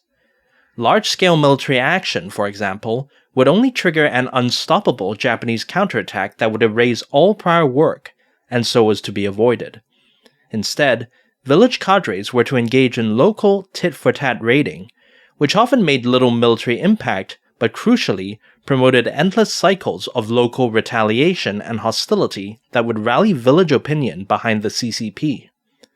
The communists can then use this newfound loyalty to chip away at previously untouchable elite interests, such as punishing landlords for quote-unquote collaboration, adjusting rent and debt in the name of national unity, or independently organizing the peasants for self-defense. The third and final magic weapon is party building, where the CCP constructs and empowers the bureaucracy that would ultimately compel everyone to align with the party's interests, as opposed to the previous two weapons where it was the party who aligned with pre-existing interests. The methods used to achieve this were similar to Zhou Enlai's land investigation drive as described in Chapter 10, though with national defense rather than land redistribution as the primary motivator. Unlike the LID, however, the party's previous work on the United Front and armed struggle would have ideally assimilated or neutralized most of the elite opposition by this point, thereby eliminating the need for destabilizing violence. Regardless, the landlords were still doomed. While the wartime CCP might have justified the formation of the party government on defense grounds, it would of course not limit its use to that alone. And soon enough, a few cadres would begin experimenting with bureaucratic tools as a means of achieving land reform, such as a rudimentary progressive land tax. Taken together, the three magic weapons form a comprehensive strategy for the CCP to gradually and subtly replace a society's original system with a bureaucratic hierarchy solely responsible to the party alone. Viewed chronologically, as each weapon matures, the party's governance shifts from actively aligning its agenda with public opinion, to manipulating public opinion towards the party's agenda, to finally imposing the party's agenda irrespective of public opinion. The main political trend here is a decreasing reliance on consensus politics based around shared issues, and a corresponding increase in autocratic control based upon party organization. This roughly mirrors the social movement progression that we've seen throughout this video series. The resulting strategy, which is often simply referred to as the United Front due to that weapon's relative visibility, is rightly feared as a powerful tool of CCP's soft power, since its methodical application of Leninist psychological control, with each step designed to avoid a negative reaction from either target or authority, makes the strategy extremely difficult to counter or even recognize in the first place. Perhaps the greatest demonstration of its efficacy occurred during the early years of the Sino-Japanese War, as Mao's CCP successfully established itself throughout rural northern China. From a measly movement of 45,000 in 1937, by 1940, communist membership had exploded nearly tenfold to 500,000, with the party commanding hundreds of thousands of soldiers across 5 major regions encompassing nearly 80 million people. To attribute this all merely to anti-Japanese feeling is to overestimate the depth of nationalist sentiment in rural China at the time, as we've seen and will see. And even if that were the case, it's doubtful that many elites would have allowed their peasants to side with the CCP had the party insisted on a violent, uncompromising rural revolution like in Jiangxi. Mao Zedong's guerrillism combined with Liu Shaoqi's pragmatism was therefore a spectacularly fruitful strategic approach for the CCP, but that did not mean that the results were flawless, and Mao would soon find fault with how individual party branches were implementing his strategy. For starters, guerrillaist expansion was extremely resource-intensive, not surprising given that each CCP village branch would have to, depending on the weapon it was developing, cater to the elite, agitate the peasants, and build a party bureaucracy. This led to not only a drastic increase in personnel and spending, but also the wasteful proliferation of village organizations, which often spent more time fighting each other than advancing the party's mission. At its worst, the CCP estimated that 3 to 6% of its population was tied up in bureaucratic or military work, resulting in numerous embarrassing resource shortages such as military units lacking firearms, or Soviet aid still being the primary source of funds for a party central that theoretically dominated much of northern China. The other, larger problem was one Mao was all too familiar with: party cadres falling under ideological control, though this time from Chinese nationalism rather than Soviet communism. As seen in Jiangxi, one of the drawbacks of guerrillism was that it was extremely easy for isolated activists to completely compromise on their ideology in order to gain local landlord support, especially since many of them, as descendants of elites themselves, lacked much knowledge or even interest in communism. The three magic weapons strategy was supposed to show these cadres how they could consolidate power without abandoning their ideology, but in practice, many of them, whether due to ignorance or weakness, were already failing at the first weapon of the United Front. Specifically, the strategy's advice for cadres to cater to local elite interests was not meant to legitimize those interests, but rather to build an alliance of convenience that would buy time for the party to develop more reliable methods of control. Inevitably, however, many cadres wandered down the first path instead, possibly misled by the language of the KMT-CCP United Front, which implied that all Chinese nationalists, including the communists, should seek common ground in the face of the Japanese foe. This made it easy for local landlords to interpret Chinese nationalism in a way that discouraged CCP cadres from even considering societal reform. For example, by claiming that any reform would cause societal disruption and therefore jeopardize the wartime survival of China, which was not what a good Chinese nationalist would do.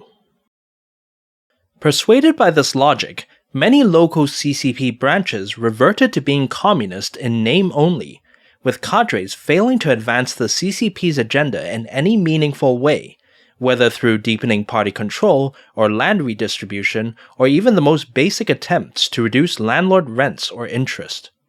More infuriatingly to CCP leaders, some would even dare to parrot landlord logic back at Party Central, urging the party to abandon land reform as quote-unquote something that China didn't need right now. In official communist historiography, the ideological problems associated with the CCP's expansion during the Sino-Japanese War are often explained as a result of the party's rapid organizational growth, which had created a bureaucratic class that had quote-unquote lost touch with village life. However, based on the above analysis, one can argue that, if anything, local party cadres were in fact far too in touch with village life, specifically traditional Chinese village life where for centuries local elites had the power to prevent the state from accessing their resources. The problem was that such a system had become vastly outclassed in the industrialized 20th century, where the outcome of political competition largely depended on how efficiently central organizations could mobilize societal resources. By now, after nearly 2 decades of savage conflict, the veteran CCP leadership had a pretty good idea of what needed to be done for the party to survive and perhaps win the struggle for China. Now, all they had to do was to get their subordinates to obey them. Thanks to their organizational innovations during the Jiangxi Soviet and the first years of the Sino-Japanese War, the CCP now had a solid plan in the three magic weapons strategy to establish control over local society and compel people to participate in their movement. In particular, the first weapon of the United Front was implemented extremely well, as the party catered to local elites, won their support, and achieved explosive growth as a result. But the United Front was never meant to be a standalone strategy, and soon it was pushing up against its political limits. For one, there were only so many suitable villages for the CCP to take over.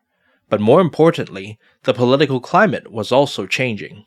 Starting in mid-1939, the Sino-Japanese War gradually ground to a stalemate, as both the KMT and Japanese armies reached logistical exhaustion.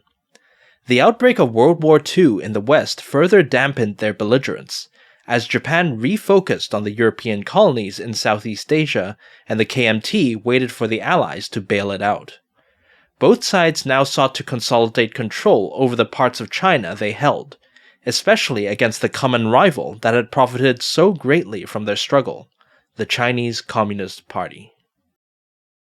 Already by late 1937, the Second United Front between the KMT and CCP had begun to disintegrate, as the KMT, alarmed by the CCP's rapid growth, began denying economic aid to communist-dominated provinces. Things quickly escalated, and within a year, KMT partisans were clashing with CCP guerrillas throughout occupied and unoccupied China. This low-level warfare reached a climax with the so-called New Fourth Army incident in early 1941, when KMT forces surrounded and destroyed the military headquarters of the Southern China CCP, ironically the party faction led by the cooperative Wang Ming, forcing the communists to halt all public activity in the region. The re-emergence of KMT opposition forced CCP leaders to once again prepare for political competition. It was no longer enough for the party to simply find new villages to ally with. It now also needed to extract more resources from the ones it already controlled. This meant that local party cadres had to begin the process of subverting the traditional elite system and replacing it with a loyal party bureaucracy, as outlined in the armed struggle and party-building sections of the magic weapons strategy. The problem was that most CCP branches, staffed by cadres who were more landlords than communists, had no desire to do such things, even when pressured by KMT competition. This became clear in mid-1939, when Mao Zedong launched a drive to develop local party organization, framed in terms of punishing landlords for alleged collaboration with Japan. His message went down poorly with most local cadres, who had bookishly absorbed the landlord view that punishing the elite would not benefit Chinese nationalism. And while a few publicly criticized the new policy, the vast majority simply ignored Mao's orders, confident that their ties to village elites and their distance from the communist capital of Yan'an would protect them from consequences. Paradoxically, such defiance was preferable to the alternative, since the minority of cadres who did obey Mao's directive almost always performed disastrously. Inspired more by the fiery zeal of Jiangxi than the boring pragmatism of the three magic weapons, these cadres launched a flurry of attacks against the traditional elite, often involving arbitrary confiscation, peasant mobilization, and violence. The results inevitably mirrored Jiangxi as well, as their efforts triggered a mass exodus of landlords to the KMT and even Japan, resulting in the collapse of the local economy if not CCP control entirely. Such failures were, if anything, even more embarrassing for CCP Central, and by 1940, Mao had to call off his own political campaign, lamely blaming it on the quote-unquote leftism of his rival, Wang Ming. More was to come. Seeing the example of the disobedient local party branches, CCP commanders also decided to ignore Party Central and implement their own military solution to the CCP's problems, which they ideologically justified as a demonstration of the party's commitment to Chinese nationalism. Starting in mid-1940, communist forces launched what was initially intended as a sabotage campaign against enemy logistics, but eventually spiraled into a fully fledged 100 regiments offensive against the Japanese army. Benefiting from the element of surprise, the communists scored some early victories, but were soon methodically wiped out by superior Japanese firepower. Even worse, the Japanese then countered with their infamous Three Alls campaign, which through a combination of brutal retaliation, population relocation, and collaborator recruitment, ousted the CCP from a large chunk of rural northern China, costing the party a third of its army and population in the process. The years between 1939 and 1942 were therefore pretty bad for the CCP, but they were not entirely pointless. For even as disaster after disaster struck the party, behind the scenes, Mao Zedong was quietly consolidating his political and bureaucratic power, especially against his rivals Wang Ming and Zhou Enlai. In particular, after Wang's pro-KMT strategy failed, Mao secured the defection of a number of Wang's 28 Bolsheviks, whose Soviet-trained talents significantly enhanced Mao's organizational capabilities. Chief amongst them was the spymaster Kang Sheng, later to achieve notoriety as one of the masterminds behind the Cultural Revolution. He was tasked with developing a secret police system similar to Stalin's, and an ominous sign of Mao's future thinking. Mao finally revealed his plans in late 1941, shortly after the German invasion of the Soviet Union and the subsequent dissolution of the Comintern removed the last institutional checks on his power. The ultimate goal of what would be known as the Rectification Movement was to ensure the CCP's complete obedience to Mao, not just for the three magic weapons, but for all future strategies and initiatives. And since 2 decades' worth of struggle had taught Mao that the chief obstacle to this was ideological control by another political actor, be it Soviet Communism or landlordist Chinese nationalism, the primary task of rectification was to conduct a thorough brainwash of CCP cadres, mentally purging whatever they believed in before and replacing it with a new interpretation of communism centered on Mao.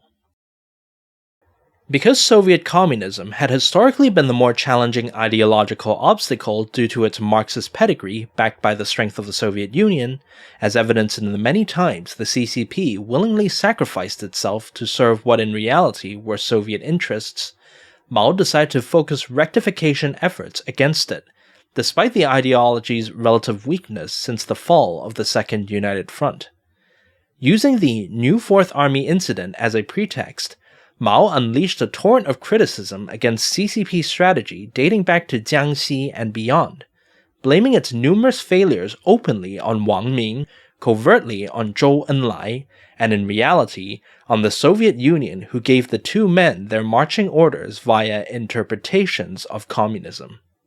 In this retelling of party history, Wang and Zhou's ideological beliefs repeatedly quote-unquote deviated from observable reality, resulting in mismatched strategies that failed to produce the desired results.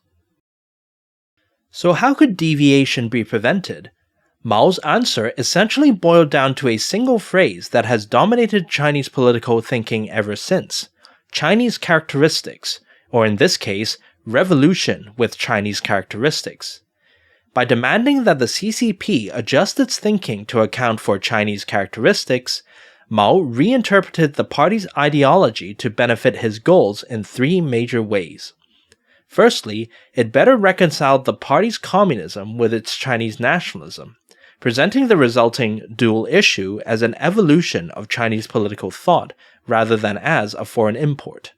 Secondly, it downgraded the relevance that Soviet or non-Chinese interpretations of communism could have on Chinese affairs.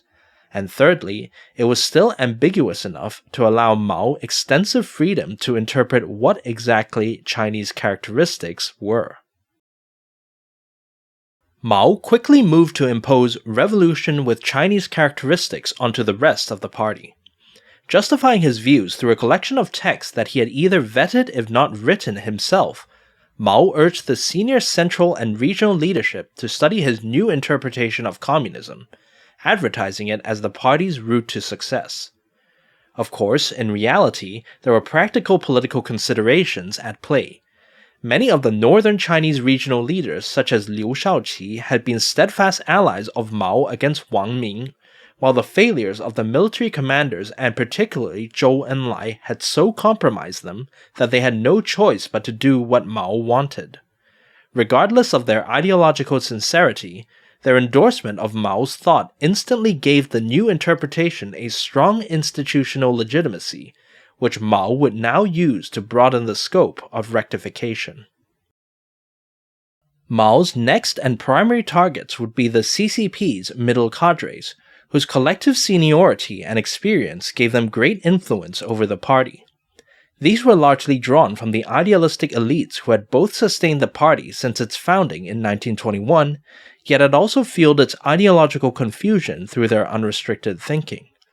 The struggles Mao had with these cadres have been a well-documented and recurring theme of this video series, leaving him in no doubt that these were the people he needed to completely convert if he was to have any chance of establishing control. Mao therefore deployed the full power of the party organization against these elite cadres. Things once again began with a study of Mao's writings, but the cadres would then be thoroughly incentivized to re-educate themselves through a variety of psychological techniques derived from the vigilante justice of the rural Chinese frontier. In the infamous struggle sessions, cadres were subjected to hours and hours of grueling self, group, and public criticism designed to break down mental barriers and open the mind to Mao's ideology. And to top it all off, looming ominously over them were Kang Sheng and his secret police, who simultaneously launched an anti-traitors movement where any ideological holdout was labeled an enemy agent to be tortured or executed. Under such compelling organizational incentives, cadres quickly learned that the costs of opposing Mao far outweighed any ideological satisfaction they might receive, and accordingly, meaningful opposition from this group swiftly shriveled up. Finally, there were the junior cadres of the CCP, mainly consisting of peasant or youthful activists who had never before been exposed to any form of Marxism. As such, Mao was able to easily imprint his ideology onto their impressionable minds, molding them into fanatical acolytes who, in a not-so-ironic twist, could be ideologically controlled to do whatever Mao interpreted communism to be.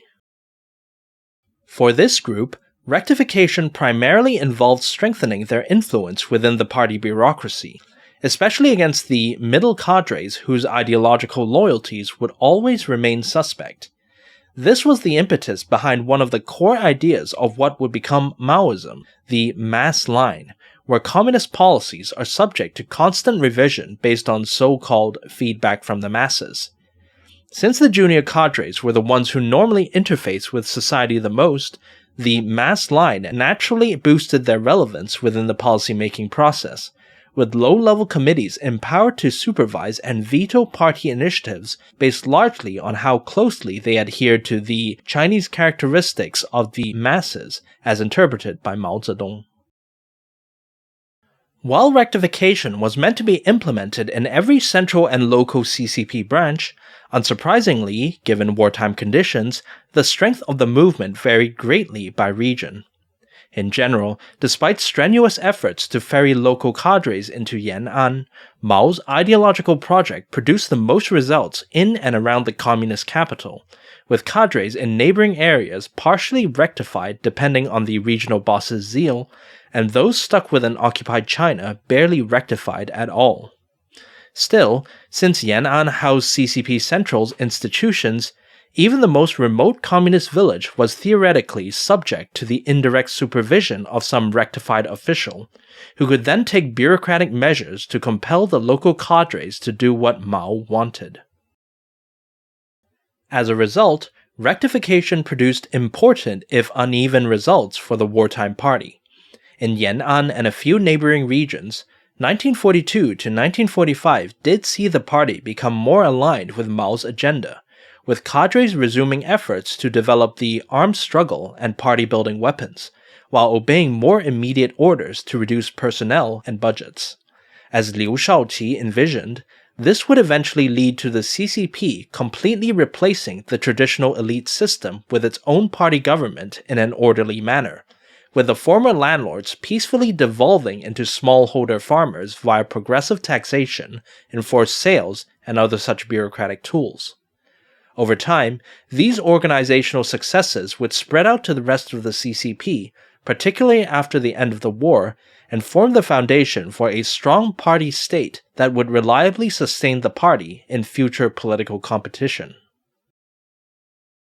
Equally important was what the CCP did not do during this period, which was to give in to nationalistic fervor and invite Japanese suppression, just as it had done during the 100 Regiments Offensive.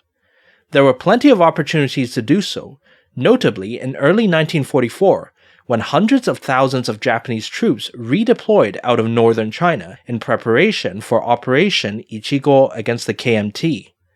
To many commanders, this was a golden opportunity for the party to strike and win some much-desired military glory. However, Mao said no, and unlike in 1940, the commanders obeyed. Events proved Mao correct, as the unhindered Japanese proceeded to smash both the military and the prestige of the KMT, while the CCP largely escaped unscathed with even more opportunities to grow. Moreover, the Japanese interpreted the party's inaction as a sign of cowardice and incompetence, resulting in an overly dismissive underestimate of communist capabilities when those same Japanese advised Chiang Kai-shek after the war. But of course, it was Mao himself who benefited the most from rectification, riding the movement's self-reinforcing ideological adulation to ascend to unprecedented heights within the CCP. In mid-1943, he was given the title of chairman, thoroughly stripping Wang Ming of power in the process. In 1945, Mao Zedong thought was elevated to the same ideological level as Marxism-Leninism, formalizing Chinese communism's independence from the Soviet Union. Many historians have interpreted these moves as a response to Chiang Kai-shek's own burgeoning cult of personality, as if Mao was merely an imitator acting without strategic purpose. Instead, as this video has hopefully demonstrated, the rectification movement should be viewed as the culmination of the CCP's epic journey of organizational development, where, having unlocked the secrets to controlling the masses, the party now found a way to control its own activists and immunize them against the ideological control of both the Soviet Union and the traditional Chinese elites. The Communists had come a long way from their origins as an unruly political club, becoming a highly organized, ideologically mobilized party government capable of imposing Mao's directives across vast populations and spaces. In the process, the party had shed much of its intellectual diversity, as well as its bookish naivete that had nevertheless contained much of its idealistic hopes for China. But in return, it was now a movement that was finally capable of moving beyond mere social movement actions to engage in direct, head-on competition with Chiang Kai-shek's KMT, and the time for that was fast drawing near. The surrender of Japan in August 1945 almost immediately ushered in a new round of political competition within China, as the CCP and KMT moved to fight the civil war that both sides had been preparing for since at least 1939, if not 1927. Now, with an army numbering 1.5 million and a large chunk of rural northern China under its control, the CCP swiftly established a new base in formerly Japanese Manchuria, even as Chiang Kai-shek prepared to once again exterminate the party with his 3 million-man army. The CCP was not expected to win this contest, with the US, Japan, and even the Soviets to a degree initially believing that the KMT would ultimately win. But such judgments were based on a simplistic comparison of material strength, which failed to account for the CCP's organizational transformation under the Rectification Movement, and more importantly, the KMT's failure to effect even remotely comparable change. Preoccupied with militarily fighting both the Japanese and the Communists, Chiang Kai-shek had failed to arrest the organizational deterioration within his own party. And while this was excusable in the early years of the Sino-Japanese War, when his own forces had been crushed and he had to rely on warlord strength, Chiang's negligence continued even after he had reconstituted his forces, though one could also place blame on his newly arrived American military instructors, who trained Chiang's armies to be tools of pure military control, ignoring the role they historically played in politically shoring up the KMT. As a result, the KMT failed to organizationally overpower the traditional system and especially break the stranglehold that local elites had over local resources. Landlords continued to siphon off much of KMT China's wealth, legitimizing this through their own interpretation of Chinese nationalism, which argued that true nationalists would not seek to destabilize wartime China by attempting reform.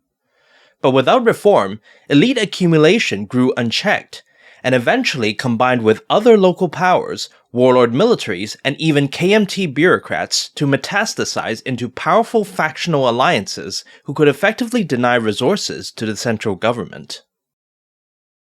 Such enforced decentralization could not possibly fulfill the demands of modern industrial warfare, which in turn led to the infamous corruption of the KMT. Blocked from raising the all-important land tax beyond 10% of the harvest, Chiang's government was forced to fund its gargantuan expenses through increasingly arbitrary and illegitimate means, such as through forced labor, monopolizing the distribution of basic goods, and money printing. At the same time, the KMT also offloaded the burden to local governments, resulting in a new round of local elite extraction that collectively amounted to a final tax rate that was several times higher than officially stated. The inevitable result was low productivity, widespread famine, banditry, and even revolts, which continued even after the KMT regained control over Japanese-occupied China in late 1945. Despite this mismanagement, the KMT still had enough for one major push. Ignoring US advice to first consolidate his own territory, in 1946, Chiang sent his best forces into CCP territory, initially overrunning much of southern Manchuria and northern China, including Mao's wartime capital of Yan'an. For the next year and a half, about all the CCP could do was grimly hold out, harass enemy forces, and wait for Chiang's offensive to push the KMT's degraded organization beyond the breaking point. By 1947, the KMT's tax revenues were only half of what they had been during the height of the Sino-Japanese War, resulting in not only a severe fiscal crisis that could only be relieved through hugely unpopular money printing, but also left the government completely unable to supply its armies stuck at the ends of several very long and vulnerable rail lines. The result was an unstoppable KMT implosion throughout 1948 and 49. As Chiang's political support collapsed, his armies melted away, and entire provinces defected from his rule. Now, at long last, it was Mao's CCP who was in pursuit, impressing the newly conquered locals with its military might, organizational discipline, and initial ideological flexibility. The People's Republic of China was declared in October 1949, bringing a formal end to 28 years of Chinese Communist Revolution. Due to the incredibly complex environment that the CCP operated in, the Chinese Communist Revolution of 1921 to 1945 serves as a classic example for not only the ideological mobilization social movement grand strategy, but also for a whole slew of other socio-political phenomena, not to mention being the founding story for one of the world's leading political entities. Maoism remains an influential strand within Marxist thought, albeit in the form edited later by Mao as opposed to what actually happened. It would be misguided to dismiss any of this as being outdated or only applicable to socialism, and in the following analysis, I will try to show how a century-old revolutionary story still has relevance today. Way back at the start of this video series, I mentioned the Chinese Communist Revolution as the prime example of ideological mobilization, which I noted was odd given that the CCP did not adopt this approach until Zhou Enlai's land investigation drive at the earliest and Mao's Rectification Movement at the latest, 10 and 20 years respectively from when the party first began attempting revolution. Nevertheless, this allows us to compare and contrast the CCP before and after its organizational transition. Before transition, the CCP was utterly subservient to the whims of others, unable to defy the wishes of its traditional Chinese elite allies, let alone the more sophisticated ideological manipulations of both the Soviets and the KMT. Through Zhou's LID, the increasingly organized CCP first acquired the capabilities to impose its will over local society. But it was only after Mao's rectification that the party finally obtained full control over its own agenda and could deploy these capabilities in a way that truly advanced its aims. In particular, by using Maoism to neutralize the ideological influence of Soviet communism, the CCP likewise broke past the stifling restraints imposed on it by Soviet strategy, which had undermined the effectiveness of far better resourced communist parties elsewhere, most notably in Europe. This ultimately resulted in a movement that was capable and willing to fight the establishment state on a more or less equal footing. Unlike the other establishments in this video series, the KMT could hardly be said to have been complacent in suppressing the CCP, with Chiang Kai-shek often possessing a resolve far ahead of even fellow Chinese anti-communists.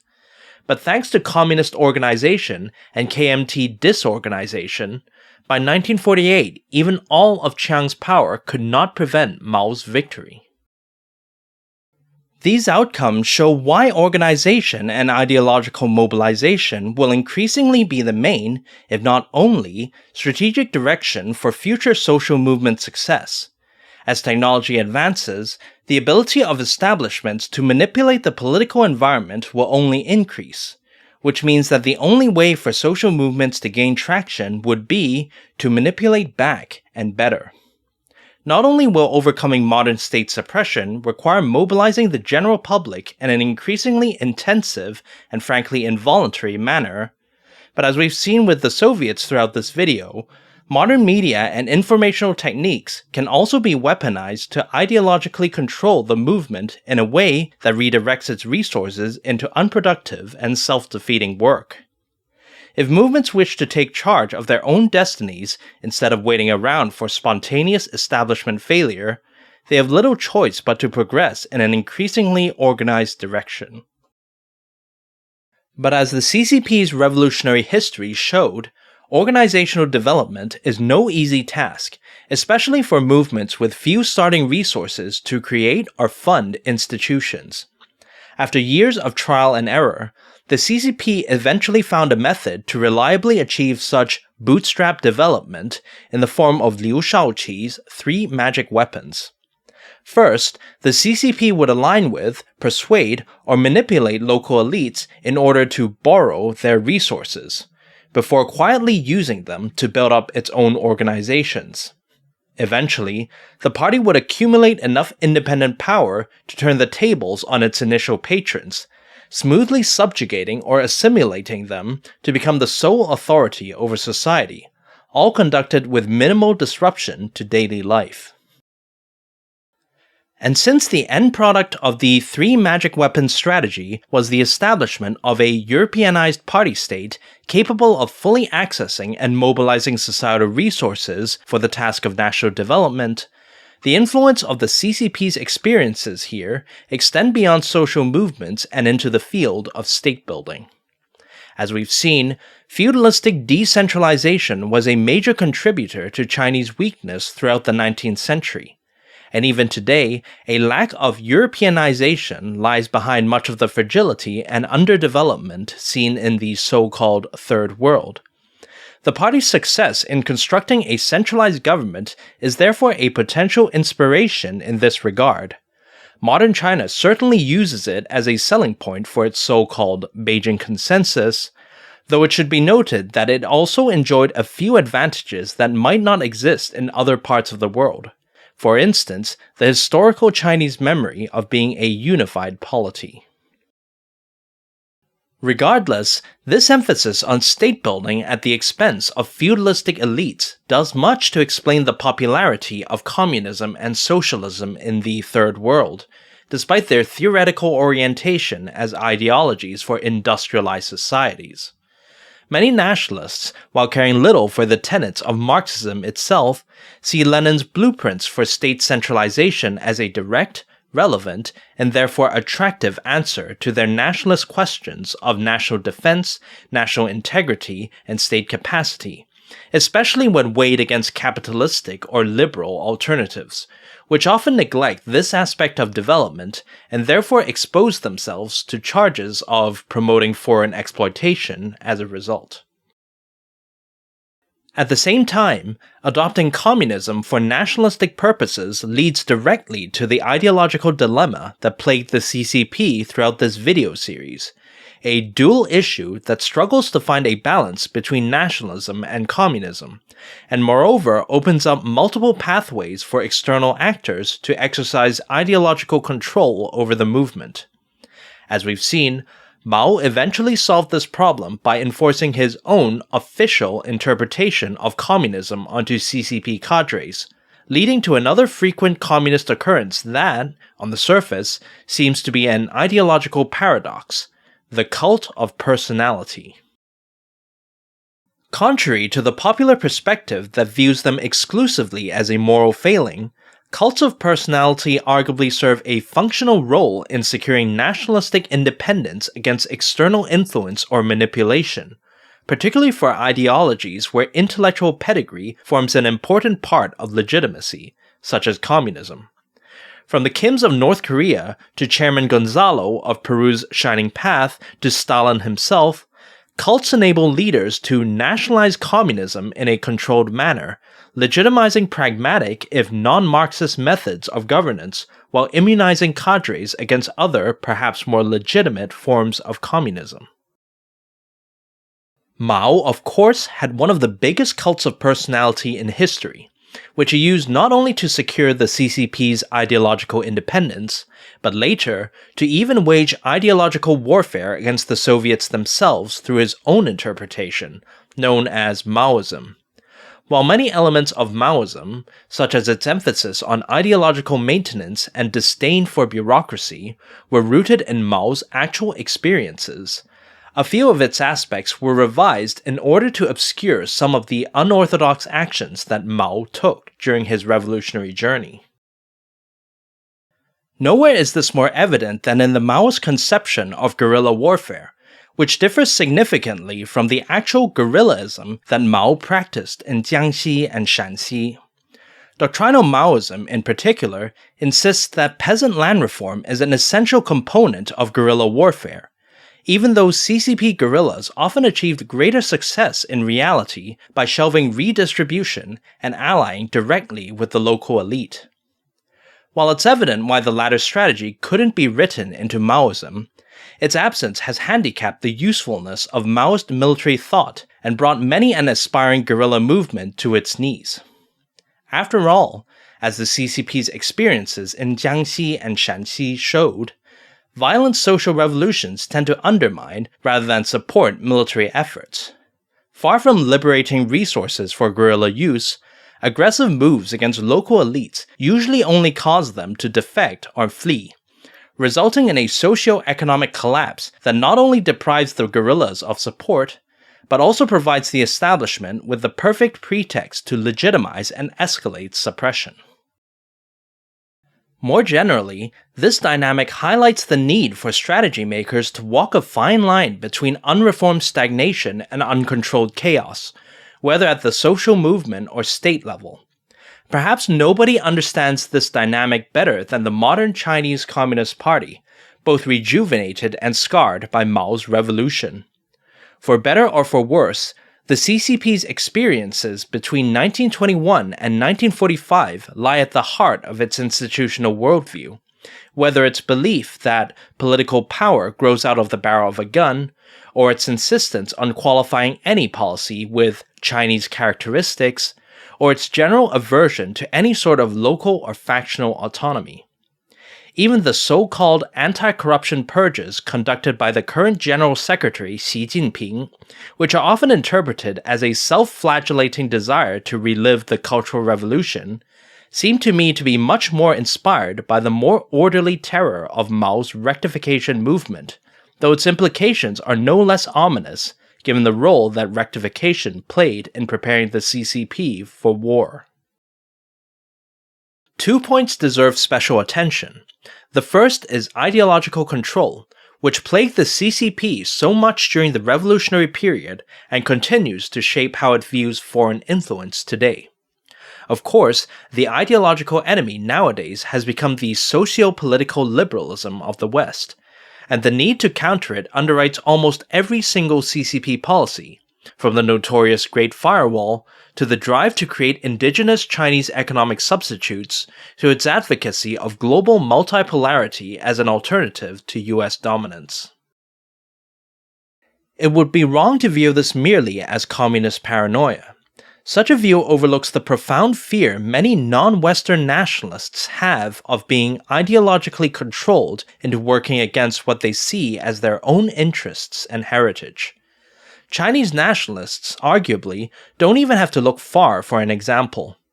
Neighboring Taiwan has become one of Asia's most progressive countries, enacting policies that, while perhaps moral, nevertheless track Western political trends. Neither are such fears unique to China. Most notably, they also constitute the core of Russian nationalism's Eurasianism thesis, which calls for non-Western countries to resist Western hegemony in order to defend so-called civilizational distinctiveness. One can even argue that such discourse is inherent to non-Western societies and is unlikely to disappear from their politics even if they democratize. The second concerns the CCP's three magic weapons strategy, which aims to subvert existing institutions and replace them with direct organizational control. As noted in previous chapters, the weapons are often referred to simply as the United Front, which is arguably a major labeling mistake. Not only does the United Front make up merely 1/3 of the overall strategy, it also happens to be the part where the party engages the most in consensus politics.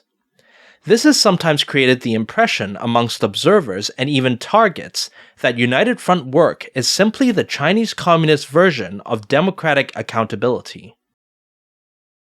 This is a major misreading of CCP goals. For better or for worse, the ultimate purpose of the three magic weapons is not consensus, but control, and the only reason why the party engages in consensus through the United Front is because control has not yet been achieved.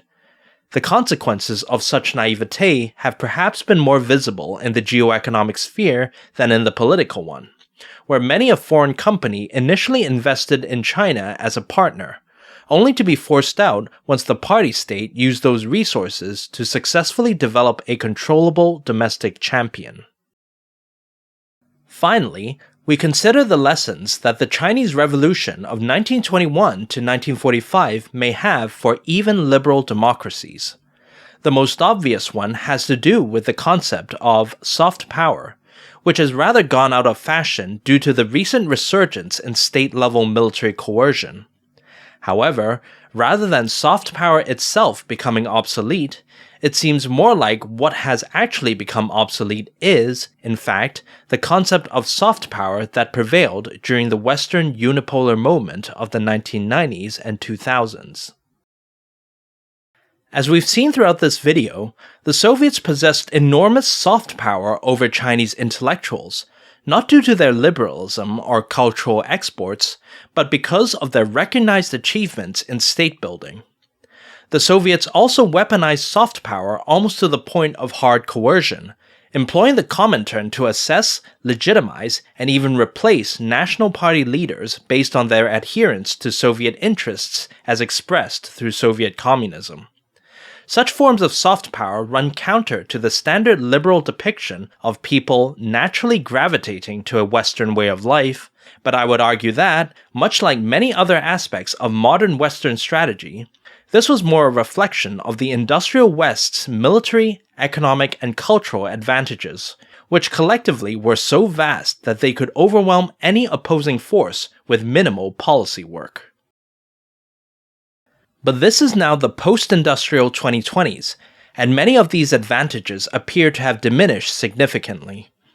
This ought to prompt a reassessment of Western liberal strategy, and in particular, the ideological and institutional foundations that determine the direction and extent of such strategy. And if they are to maintain their lead in a rapidly equalizing world, especially considering the many inefficiencies inherent to liberal democratic politics, Western states will sooner or later have to resume their long-dormant Europeanization process, with central governments re-establishing control over resources that had, in easier times, been drained out to various elites and interest groups. However, as Mao discovered more than a century ago, such re-Europeanizing efforts will inevitably clash with existing establishments that have vested interests in maintaining the status quo, and who will almost certainly justify them through various interpretations of liberalism in an attempt to exercise ideological control. While liberalism's commitment to individual rights and impartial procedure is undoubtedly central to its appeal, it is nevertheless true that such principles can be interpreted in ways that are ultimately self-defeating, especially if they promote the dismantling, disempowerment, or delegitimization of the state that ultimately must serve as the defender of last resort for liberal values. While objectively, such interpretations might be intellectually legitimate or even moral, their adoption, especially on a systematic level, will only result in liberal democracies being outcompeted by political systems that have a better appreciation of state power. In all of these ways, the epic revolutionary journey undertaken by the CCP and Mao Zedong offers timeless lessons for today, and may even spotlight the key political challenges of tomorrow.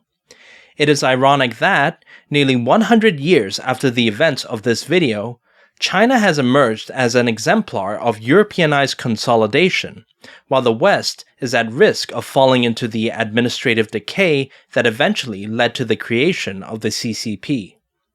We can perhaps use one of Mao's later quips to sum up this past, present, and potentially future history. Those who fall behind will be beaten up. Thanks for watching the video, and please like, subscribe, and hit the bell button. If you have any questions, I'll be happy to answer them in the comments section.